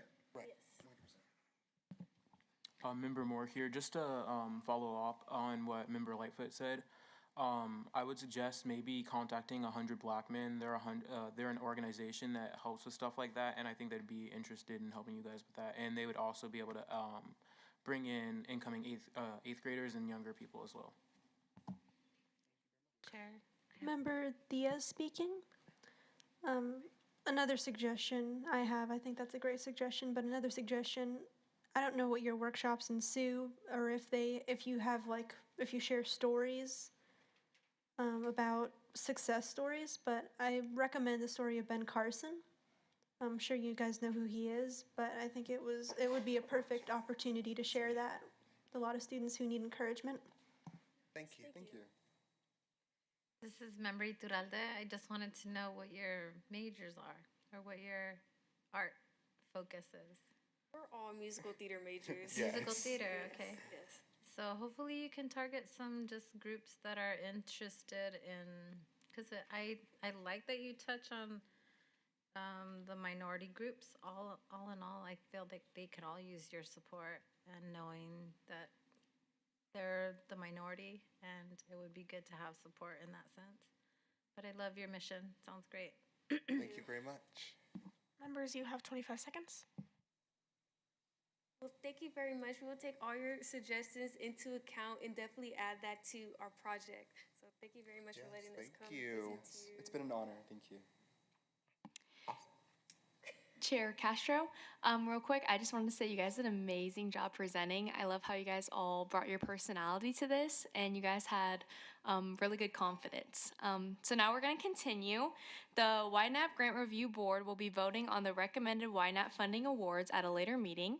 The YNAP Board will be presenting those recommendations to the Las Vegas City Council on February 4th, 2026.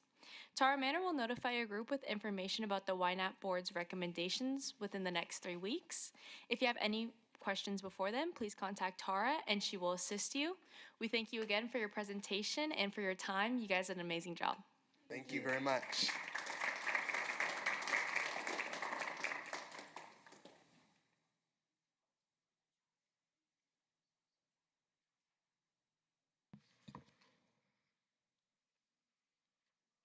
Okay, Tara here. The next group that we have presenting is the All Sparks Robotics Mixer.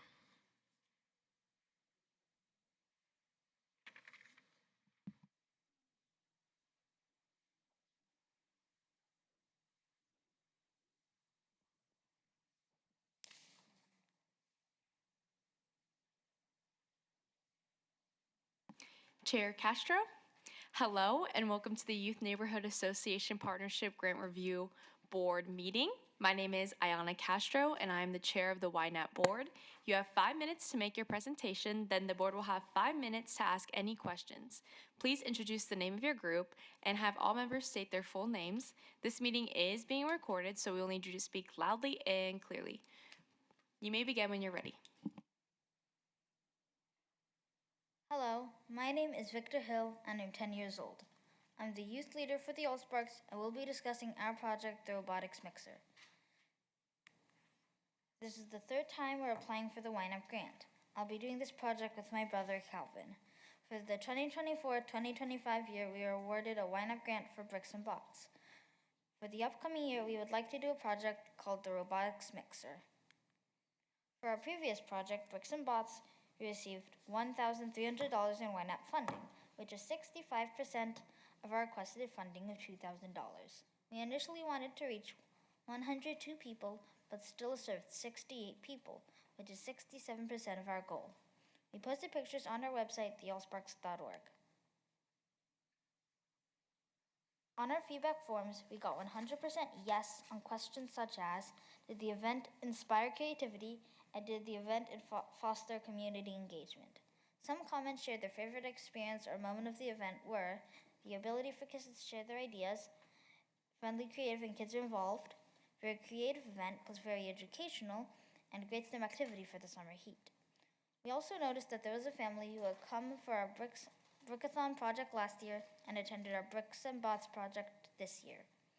A lesson we learned was that it would be useful to have a registration list because the demand was much higher than anticipated, especially with reduced funding. For example, we were unaware of a Facebook post of the Bricks and Bots event. We're learning from other wind-up groups and how they've partnered with specific nonprofits and schools. Therefore, for the robotics mixer, we're planning on working with First Nevada, a nonprofit, to identify people to serve. Many local students can't participate in their first LEGO League Challenge, FLO Challenge, because their schools don't have teams, they aren't selected for limited spots, or they simply don't have enough information to form their own team. The robotics mixer changes that. First Nevada will loan robot competition tables, spike prime sets, and FLL challenge sets so that we can provide a window into what it is like to participate in FLL challenge. The projected date for the robotics mixer is June 27th, 2026. We anticipate reaching about 80 people. The final date and time are determined by the availability of the multi-purpose room at the Sahara West Library. We can only reserve the room 180 days in advance. We reserved for April 27th, 2026, in case we don't get a date in June. My brother and I will work together on the event with our family's help. We'll work together to share ideas, carry out tasks, brainstorm to solve problems, and adults will help pick up supplies and provide transportation. Our grant match and volunteer hours are valued at $7,755. First Nevada is loaning items valued at $5,317, such as the competition tables, challenge field sets, and spike prime sets. We're donating $150 to pay for the reservation at the Sahara West Library for the larger room. Our total YNAB grant request is $2,000. We'll have monthly team meetings, advertise the robotics mixer, and coordinate with First Nevada for the loan materials, and do event preparation. Event prep includes picking up the borrowed materials, organizing registration for the event, activities during the robotics mixer, printing out feedback forms, gathering supplies needed, and organizing the souvenirs for participants. On the day of the robotics mixer, we'll go to the Sahara West Library, set up, and have fun. We'll post updates to the allsparks.org, and we plan to advertise with First Nevada. We'll take photos to share online. The project will foster creativity, fun, promote inclusion, interaction, and connection with others interested in participating in robotics competitions. In conclusion, this is the third time we're applying for a YNAB grant. I'm excited and grateful for the opportunity to present today. Thank you for your time. Do you have any questions? Chair Castro, thank you so much for sharing your YNAB project idea with us. At this time, our grant review board may ask follow-up questions. Does anybody have any questions? Member Lightfoot here. I think it's great. I love the name of your group. I'm a Transformers fan, so that hit home. But also, I love Legos. There are a few of us up here who have spent some time playing with Legos in the office. Anyway, I think this is great. I really love the fact that you are using, you're using information that you got from your previous, my brain just went blank, from your previous project. So that's great, and that definitely helps us understand what more you're going to do. I also saw on one of the pages that you're using materials that you didn't use from your last project. So that's really awesome, because that shows that you're being a good steward over what's going on. So I don't really have any questions. I wanted to compliment you and tell you that you did a really great job.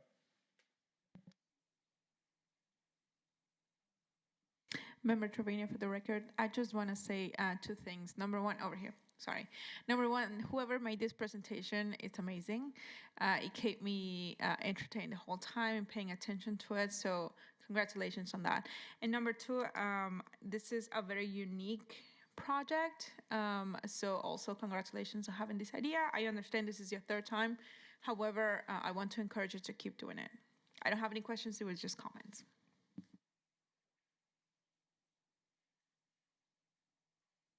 Vice Chair Camarillo. So, do you plan on continuing these service projects? Yeah, I think so. Okay. So, I saw that you had Chromebooks in your for your budget. And if you keep doing these service projects, the Chromebooks will help you out a lot. So, I'm surprised you didn't ask for them last year, but I'm very glad you asked for them this year, just for your help. I don't know if that made sense.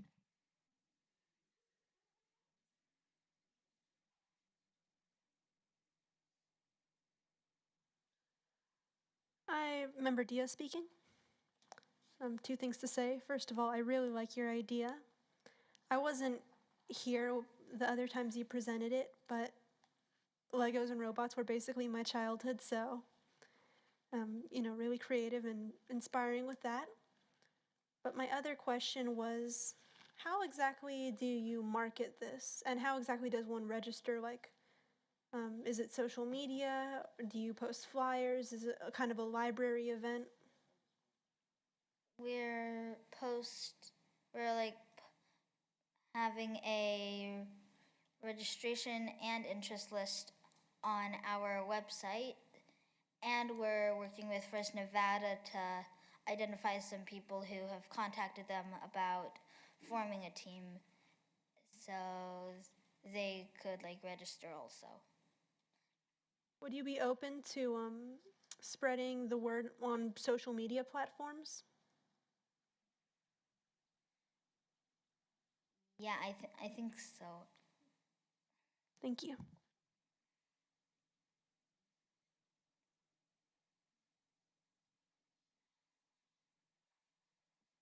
Chair Castro, does anybody have any more questions? Seeing that there's none, I think we're going to continue on. Thank you so much for your presentation. The YNAP Grant Review Board will be voting on the recommended YNAP funding awards at a later meeting. The YNAP Board will be presenting those recommendations to the Las Vegas City Council on February 4th, 2026. Tara Manor will notify a group with information about the YNAP Board's recommendations within the next 3 weeks. If you have any questions before then, please contact Tara and she will assist you. We thank you again for your time and for your presentation. You did an amazing job.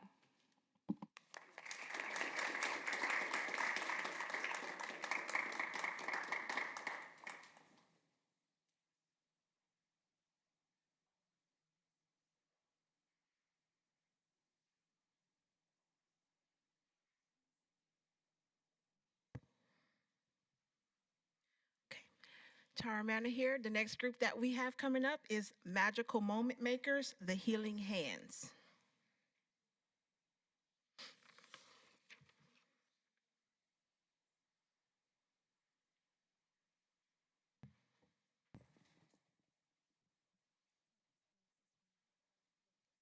To go forward,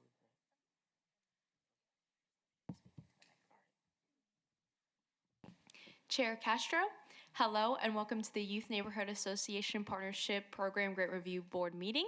My name is Ayana Castro and I am the chair of the YNAP Board. You will have 5 minutes to make your presentation, then the YNAP Board will have 5 minutes to ask any questions. Please introduce the name of your group and have all members state their full names. This meeting is being recorded, so we will need you to speak loudly and clearly. You may begin when you're ready. Magical Moment Makers, Onyx Sarkisian.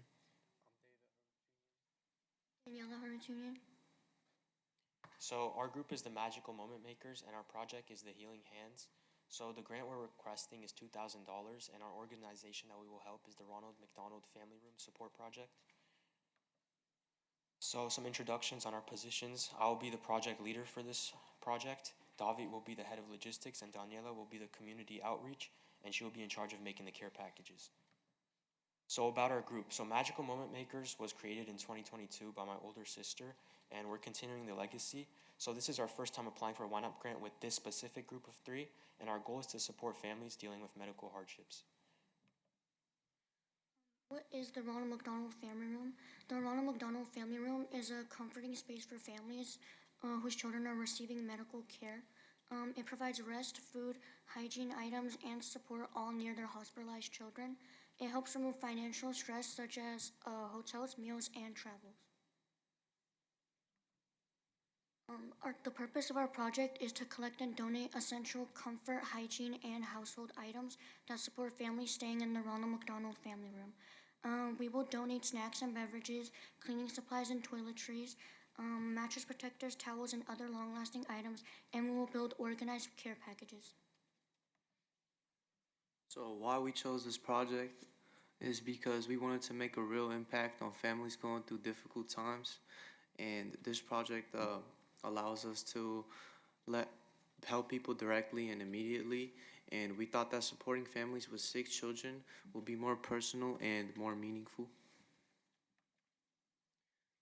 Community involvement. How neighbors can participate is by volunteering with us, helping us assemble care packages, or helping us share awareness about the Ronald McDonald Family Room, or just donate more supplies. How this benefits the community is it helps families stay close to their children without extra financial pressure. It helps reduce stress during medical emergencies. It builds stronger, more caring communities, and it encourages youth leadership and volunteer services. So this is our budget breakdown of the $2,000 being spent. We're spending 310 of that amount on hygiene items, $484 on comfort items such as towels and mattress protectors, 174 of that on cleaning supplies, 764 on food and snacks, 268 on care package supplies, and etc. And we have a pie chart representing that. So all items are directly support family hygiene, comfort, and well-being. Long-term items such as towels, mattress protectors, cleaning supplies will be used for an additional 1 to 2 years, and consumable items set the standard for future donation drives and volunteer support. Project timeline, we will meet the family room on January 10th. We will go shopping on January 18th. We will assemble care packages on January 26th. We will go shopping a second time on March 2nd. We will assemble care packages again on March 16th, and we will donate drop-offs on April 5th and donate again, drop-off again on April 10th. Onik, David, and I are planning, purchasing, and assembling, delivering. Community volunteers, neighbors can help by donating supplies, and volunteers can help with packaging that is delivered. Our adult is Seda, who is Onik's mom. She will assist with transportation and supervision. Reflection and sharing. We will share what we learned by making a short video with all the photos of the project. We will be posting this on social media to raise more awareness. We will present this to our school/community, and we will encourage others to join our future service projects. So why should YNAP fund us? So our project provides direct, immediate help to families in crisis. Supplies reduce financial and emotional stress for parents. We have a clear plan, detailed budget, and realistic timeline.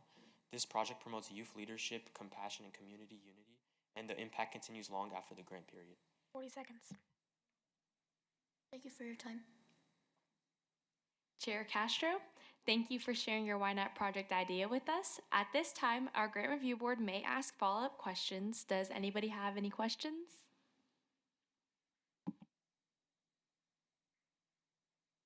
I have a comment, Member Iturralde. Onik, how long did you work on this project with your sister when she was a lead? For 2 years. So you found it to be rewarding and beneficial. Yeah. Yeah, I worked on her with, so we were donating school supplies to schools of need. So it was completely different from what we're doing now. With this Yeah, project. we're focusing more on healthcare and stuff. I like that you're keeping the reins going and continuing to contribute in the community for something good. Thank you. Good job. Member Lightfoot, a couple comments and then a question. One, I appreciate the clarity on you guys' positions, the timeline, the reflection plan. That's helpful to us, and I think that's really good for yourselves as well.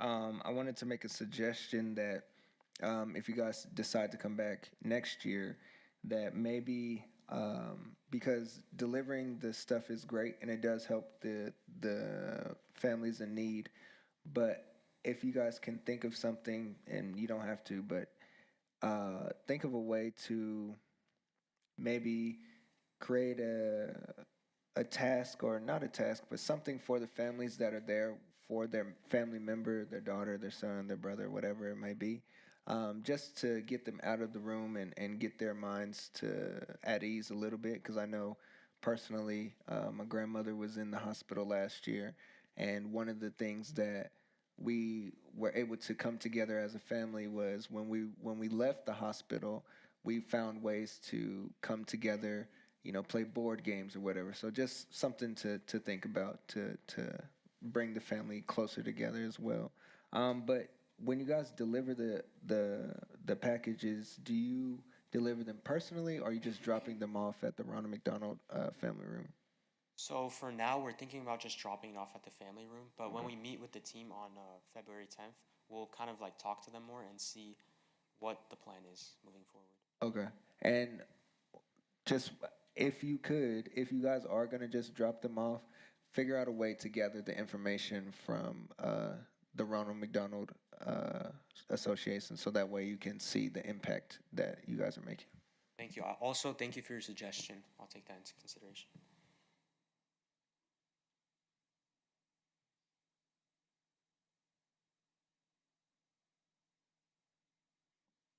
Chair Castro, does anybody have any more questions? Member Cruz, one, love your guys' idea. But two, on the budget, the last item says miscellaneous for $22, and I'm just a little bit confused on what exactly that is. So basically, the miscellaneous, it's like the extra money that was left over. So we're not sure, like maybe the tax of what we order online or at the store, that $22 could go for that, you know? We just wanted to have like a little extra room.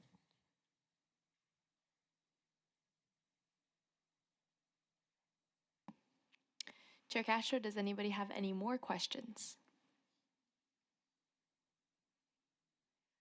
Okay, seeing that there's none, we're going to continue. Thank you again for your presentation. The YNAP Grant Review Board will be voting on the recommended YNAP funding awards at a later meeting. The YNAP Board will be presenting those recommendations to the Las Vegas City Council on February 4th, 2026. Tara Mann will notify your group with information about the YNAP Board's recommendations within the next 3 weeks. If you have any questions before then, please contact Tara and she will assist you. We thank you again for your time and for your presentation. You guys did an amazing job. Thank you.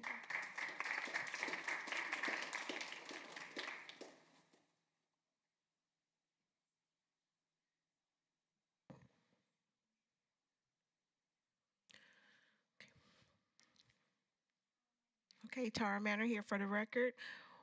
Our next group is the Nevada Volunteers Youth Commissioner Project.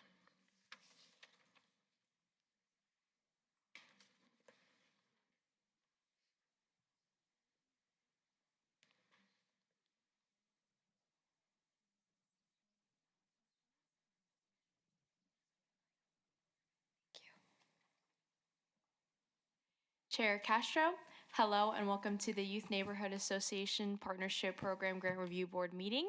My name is Ayana Castro and I'm the chair of the YNAP board. You have 5 minutes to make your presentation, then the board will have 5 minutes to ask any questions. Please introduce the name of your group and have all members state their full names. This meeting is being recorded, so we will need you to speak loudly and clearly. You may begin when you're ready. Good afternoon, and thank you for the opportunity to present today. My name is Sophia Booth, and I'm honored to serve as the Nevada Volunteers Youth Commissioner and be here today.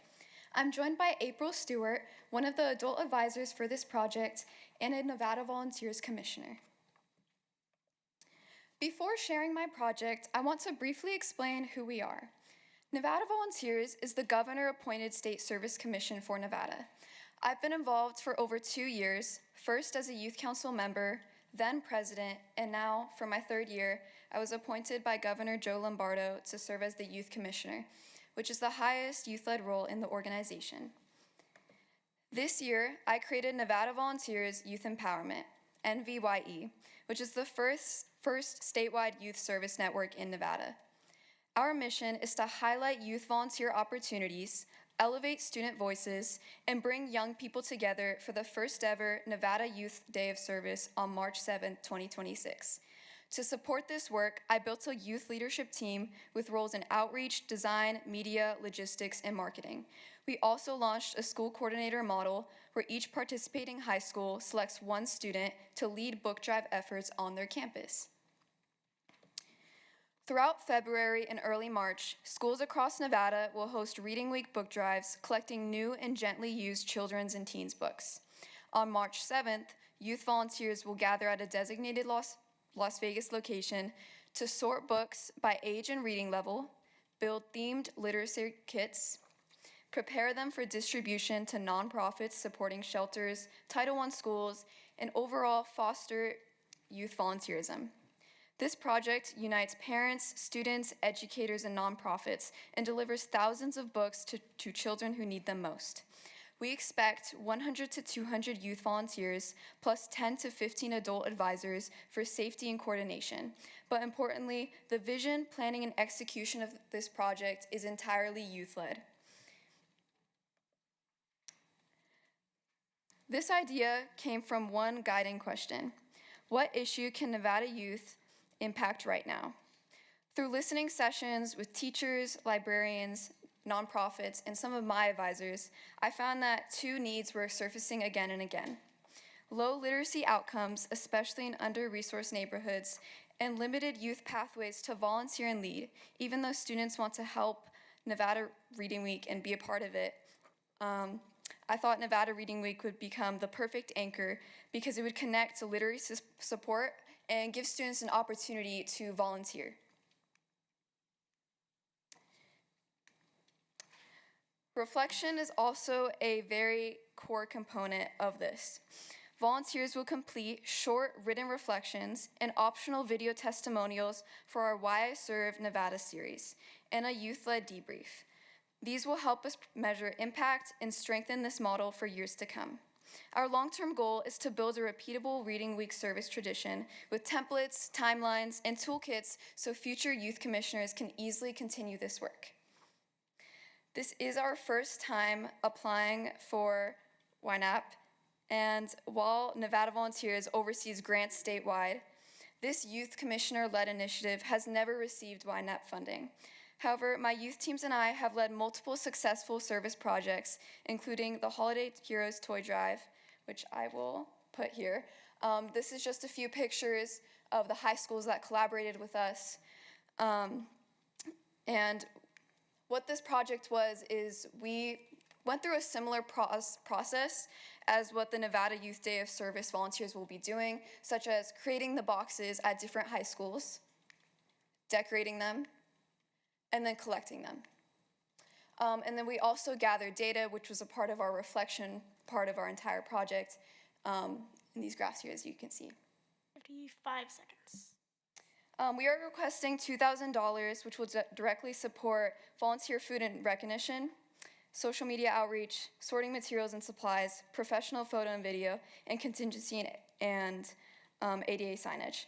We also anticipate 302 pledged youth volunteer hours valued at nearly $10,000, which far exceeds the required match. This would mean a great deal if you guys could fund us, because this project is entirely youth-initiated and youth-led and addresses a clear literacy need in under-resourced neighborhoods. It's scalable, repeatable, and it's community-centered, and it leverages a strong volunteer and partnership network. And overall, I really think this project would strengthen Las Vegas neighborhoods through education, service, and youth empowerment. Thank you for your time, and I'm happy to answer any questions. Chair Castro, thank you for sharing your YNAP project idea with us. At this time, our Grant Review Board may ask follow-up questions. Does anybody have any questions?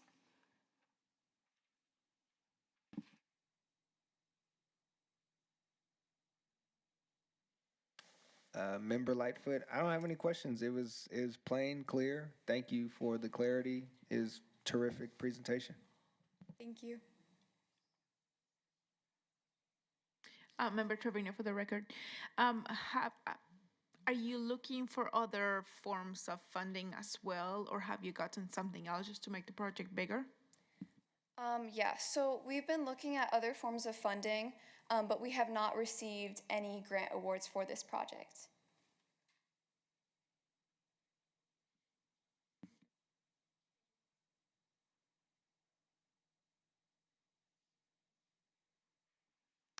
Chair Castro, does anybody have any more questions? Okay, seeing that there's none, we're going to continue on. Thank you again. The YNAP Grant Review Board will be voting on the recommended YNAP funding awards at a later meeting. The YNAP Board will be presenting those recommendations to the Las Vegas City Council on February 4th, 2026. Tara Mann will notify a group with information about the YNAP Board's recommendations within the next 3 weeks. If you have any questions before then, please contact Tara and she will assist you. We thank you again for your presentation and for your time. You did a great job. Thank you.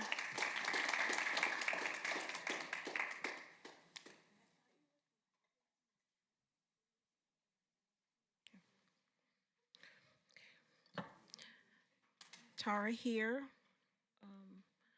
I would like to ask the board if we had a group that was scheduled for today, Helping Heroes, Jackets for Joy.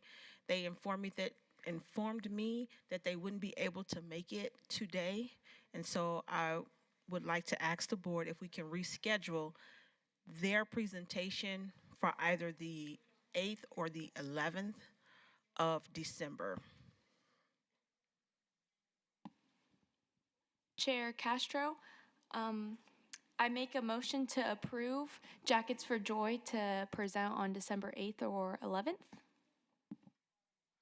Member Diaz, I second. All in favor? Aye. Aye. Aye. Aye. Any Aye. opposed? Motion passes.